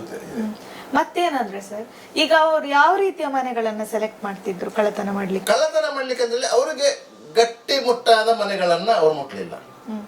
ಅಂದ್ರೆ ಎಷ್ಟು ಜನ ಇರುವ ಮನೆಯನ್ನು ಹಾಗೆ ಅಂತದೇನಿಲ್ಲ, ಒಂಟಿ ಮನೆ ಹಾಗೆ ಒಂಟಿ ಮನೆ ಇರ್ಬೇಕು. ಮತ್ತೆ ಗುಡಿಸಲುಗಳು ಸಾಧಾರಣವಾಗಿ ಕೆಳ ಮಧ್ಯಮ ವರ್ಗ ಮತ್ತು ಬಡವರ ಮನೆಗಳು. ಆ ಮನೇಲಿ ಎಷ್ಟು ಜನ ಇದ್ರು ಕೂಡ ಹೋಗ್ತಾ ಇದ್ರು. ಸಾಧಾರಣವಾಗಿ ಅವ್ರು ಮನೆ ನೋಡುವ ಗೊತ್ತಾಗ್ತದೆ, ಇದ್ರೊಳಗೆ ಒಂದು 2-3 ಮನೆ ಜನ ಇರ್ಬೋದೇ ಹೊರತು, ಗಂಡ ಹೆಂಡತಿ 2 ಮಕ್ಕಳು ಈ ರೀತಿಯಾಗಿ ಇರ್ಬೋದೇ ಹೊರತು ಮತ್ತೆ ಯಾರು ಇರ್ಲಿಕ್ಕಿಲ್ಲ ಅಂತ ಹೇಳಿ. ಅವನ ಕೈಯಿಂದ ಪೆಟ್ಟು ತಿಂದು ತಪ್ಪಿಸಿಕೊಂಡವರು ಬದುಕಿದವರಿದ್ದಾರೆ. ಅವರು ಏನು ಈಗ ಅದರಲ್ಲಿ 18 ಪ್ರಕರಣಗಳಲ್ಲಿ 5 ಪ್ರಕರಣಗಳಲ್ಲಿ ಮಾತ್ರ ಡೆತ್ ಆಗಿದ್ದು. ಮತ್ತೆ ಬಾಕಿ 13 ಪ್ರಕರಣಗಳಲ್ಲಿ ಡೆತ್ ಆಗ್ಲಿಲ್ಲ. ಅವರೆಲ್ಲ ಸೀರಿಯಸ್ ಇಂಜುರಿ ಆಗಿತ್ತು. ಅವರೆಲ್ಲ ಆಸ್ಪತ್ರೆಯಲ್ಲಿ ಬದುಕಿದ್ದಾರೆ. ಯಾಕಂದ್ರೆ ಅವರ ಹತ್ರ ಕೇಳುವಾಗ ಅವರಿಗೆ ಏನಾಗಿದೆ ಅಂತಲೇ ಗೊತ್ತಿಲ್ಲ. ಒಂದೊಂದೇ ಪೆಟ್ಟಿಗೆ ಅವರಿಗೆ ಸ್ಮೃತಿ ತಪ್ಪಿ ಹೋಗಿದೆ. ಬಂದವರು ಹೊಡಿತಲೇ ಬಂದದ್ದೇ ಹೊಡೆದದ್ದು, ಅದರಿಂದ ಯಾರು ನೋಡ್ಲಿಲ್ಲ ನೋಡಿ, ಹಾಗಾಯ್ತು. ಹಾಗಾದ್ರೆ ಎಷ್ಟು ಚಾಣಾಕ್ಷವಾಗಿ. ಕೊನೆಯದಾಗಿ ಪ್ರಶ್ನೆ, ರಿಪ್ಪರ್ ಚಂದ್ರ ಕಥೆಯಿಂದ ನಾವು ಇಂದಿನ ಸಮಾಜಕ್ಕೆ ಏನು ಪಾಠ ಕಲಿಬಹುದಂತ ನೋಡಿ. ರಿಪ್ಪರ್ ಚಂದ್ರನೂ ಇದ್ದ, ದಂಡಪಳ್ಳಿಯ ಗ್ಯಾಂಗೂ ಇತ್ತು, ಬೇರೆ ಬೇರೆ ಕಳವು ಪ್ರಕರಣಗಳು, ದರೋಡೆ ಪ್ರಕರಣಗಳು, ಅದು ನಿತ್ಯ ನಿರಂತರ. ಅದು ಅದರಲ್ಲಿ ಇದು ಮಾಡ್ಲಿಕ್ಕಿಲ್ಲ. ಆವತ್ತು ಇತ್ತು, ಇವತ್ತು ಇದೆ, ಮುಂದೆಯೂ ಇರ್ತದೆ. ಕಳ್ಳತನ ಎನ್ನುವುದು ಮುಂದೆಯೂ ಇರ್ತದೆ. ಆದರೆ ಸಮಾಜದಲ್ಲಿ ಪ್ರತಿಯೊಬ್ಬರು ಆಲೋಚನೆ ಮಾಡಬೇಕಾದದ್ದು, ಒಬ್ಬ ವ್ಯಕ್ತಿ ಕೆಲಸ ಮಾಡದೆ ಯಥೇಚ್ಛವಾಗಿ ಮೋಜಿನ ಜೀವನ ನಡೆಸ್ತಾ ಇದ್ದಾನಂತಾದ ಕೂಡಲೇ ಅವನ ಬಗ್ಗೆ ಸ್ವಲ್ಪ ಗಮನ ಇರಿಸಬೇಕು. ಅವನು ಮೋಸ ಮಾಡ್ತಾನೆ, ಇಲ್ಲದ್ರೆ ಅವ ಕಳ್ತನ ಮಾಡ್ತಾನೆ. ಎರಡರಲ್ಲಿ ಒಂದ ಮೋಸ ಮಾಡ್ತಾನೆ, ಇಲ್ಲದ್ರೆ ಕಳ್ತನ ಮಾಡ್ತಾನೆ. ಅವನ ಬಗ್ಗೆ ಗಮನ ಹರಿಸ್ಬೇಕು. ಅವನು ಮಂಗಳೂರಿಗೆ ಹೋಗ್ತಾನೆ, ಏನೋ ಕೆಲಸ ಮಾಡ್ತಾನೆ, ಏನೋ ಸಂಪಾದನೆ ಮಾಡ್ಕೊಂಡು ಬರ್ತಾನೆ ಅಂತಲ್ಲ, ಏನು ಸಂಪಾದನೆ ಮಾಡ್ತಾನೆ ಎನ್ನುವುದರ ಬಗ್ಗೆ ಗಮನ ಇರ್ಬೇಕು. ಸರಿಯಾಗಿ ಗೊತ್ತೇ ಇರ್ತದೆ. ಆ ರೀತಿಯಾಗಿ ಅವನ ಬಗ್ಗೆ ಗಮನ ಇಟ್ಟು ಪೊಲೀಸರಿಗೆ ಮಾಹಿತಿಯನ್ನ ನೀಡಬೇಕು. ಮತ್ತೆ ಸಾಮಾನ್ಯವಾಗಿ ಮನೆಯ ಸುತ್ತಮುತ್ತ ಯಾವುದೇ ಆಯುಧಗಳನ್ನು ಹೊರಗೆ ಇಡುವಂತ ಪ್ರಯತ್ನ ಮಾಡಬಾರ್ದು. ಅದು ಪಿಕ್ಕಾಸು ಇರ್ಬೋದು, ಹಾರೆ ಇರ್ಬೋದು, ಕೋಲುಗಳಿರ್ಬೋದು, ಇದು ನಾವೇ ಆಯುಧ ಕೊಟ್ಟಾಗಲ್ಲ ಅವರಿಗೆ. ಅದಕ್ಕೆ ಅಂತಹ ಆಯುಧಗಳನ್ನು ಒಂದು ಸ್ಟೋರ್ ರೂಮ್, ಮನೆಯಲ್ಲಿ ಒಂದು ರೂಮ್ ಮಾಡಿ, ರೂಮ್ ಹೇಗೆ ಇರ್ತದೆ ಸ್ಟೋರ್ ರೂಮ್ ಅಂದ್ರೆ ಅದರಲ್ಲಿ ನಮಗೆ ಬೇಕಾದಾಗ ಉಪಯೋಗ ಮಾಡುವಂಥದ್ದು.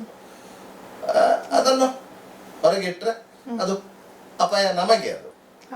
ಅದೊಂದು ಜಾಗ್ರತೆ ಮಾಡಬೇಕು. ಮತ್ತೆ ಸಾಮಾನ್ಯವಾಗಿ ನೀವು ರಾತ್ರಿ ಮಲಗುವ ಸಂದರ್ಭದಲ್ಲಿ ಕರೆಂಟ್ ಉಳಿತಾಯ ಮಾಡಲಿಕ್ಕೆ ಬೇಕಾಗಿ ನಾವು ಎಲ್ಲ ಲೈಟ್ಗಳನ್ನ ಆಫ್ ಮಾಡ್ತೇವೆ. ಆದರೆ ಹೊರಗಿನ ಲೈಟ್ ಅನ್ನು ಆಫ್ ಮಾಡಬಾರ್ದು. ಹೊರಗಿನ ಲೈಟ್ ಇರಲೇಬೇಕು, ಒಂದು ಬಲ್ಬ್ ಆದ್ರೂ ಇರಲೇಬೇಕು. ಯಾಕಂತ ಹೇಳಿದ್ರೆ ನಿಮ್ಗೆ ಯಾವುದಾದ್ರೂ ಮನೆಯೊಳಗೆ ಮಲಗಿದಂತ ಸಂದರ್ಭದಲ್ಲಿ ಶಬ್ದ ಆದರೆ ಮನೆಯ ಒಳಗಿನ ಲೈಟ್ ಹಾಕುವುದಕ್ಕಿಂತ ಮೊದಲು ಹೊರಗಿನ ಲೈಟ್ನ ಬೆಳಕಿನಲ್ಲಿ ನೋಡ್ಬೇಕು ಏನು ಶಬ್ದ ಆಯಿತು ಅಂತ ಹೇಳಿ.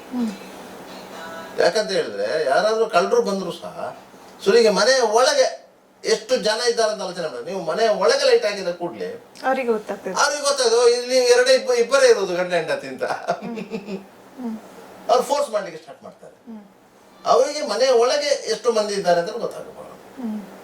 ಹಾಗೆ ಇಂಥದ್ದೆಲ್ಲ ಮುಂಜಾಗ್ರತಾ ಕ್ರಮವನ್ನು ನಾವೇ ತಗೊಂಡ್ರೆ ಇಂಥದನ್ನ ಅವಾಯ್ಡ್ ಮಾಡ್ಬೋದು. ನೋಡಿದ್ರಲ್ಲ ವೀಕ್ಷಕರೇ, ಇದಿಷ್ಟು ರಿಪ್ಪರ್ ಚಂದ್ರ ಬಗೆಗಿನ ನೈಜಾಂಶಗಳು. ನಮಗೆ ಈ ಬಗ್ಗೆ ತಿಳಿಸಿಕೊಟ್ಟದಕ್ಕೆ ಹಿರಿಯ ಪತ್ರಕರ್ತರು ಮೋಹನ್ ಬೋಳಂಗಡಿ ಅವರಿಗೆ ಧನ್ಯವಾದಗಳು ಸರ್. ನಿಮಗೆ ಈ ವಿಡಿಯೋ ಇಷ್ಟವಾದಲ್ಲಿ ಲೈಕ್ ಮಾಡಿ, ಶೇರ್ ಮಾಡಿ ಮತ್ತು ಕಮೆಂಟ್ ಮಾಡಿ. ಧನ್ಯವಾದಗಳು.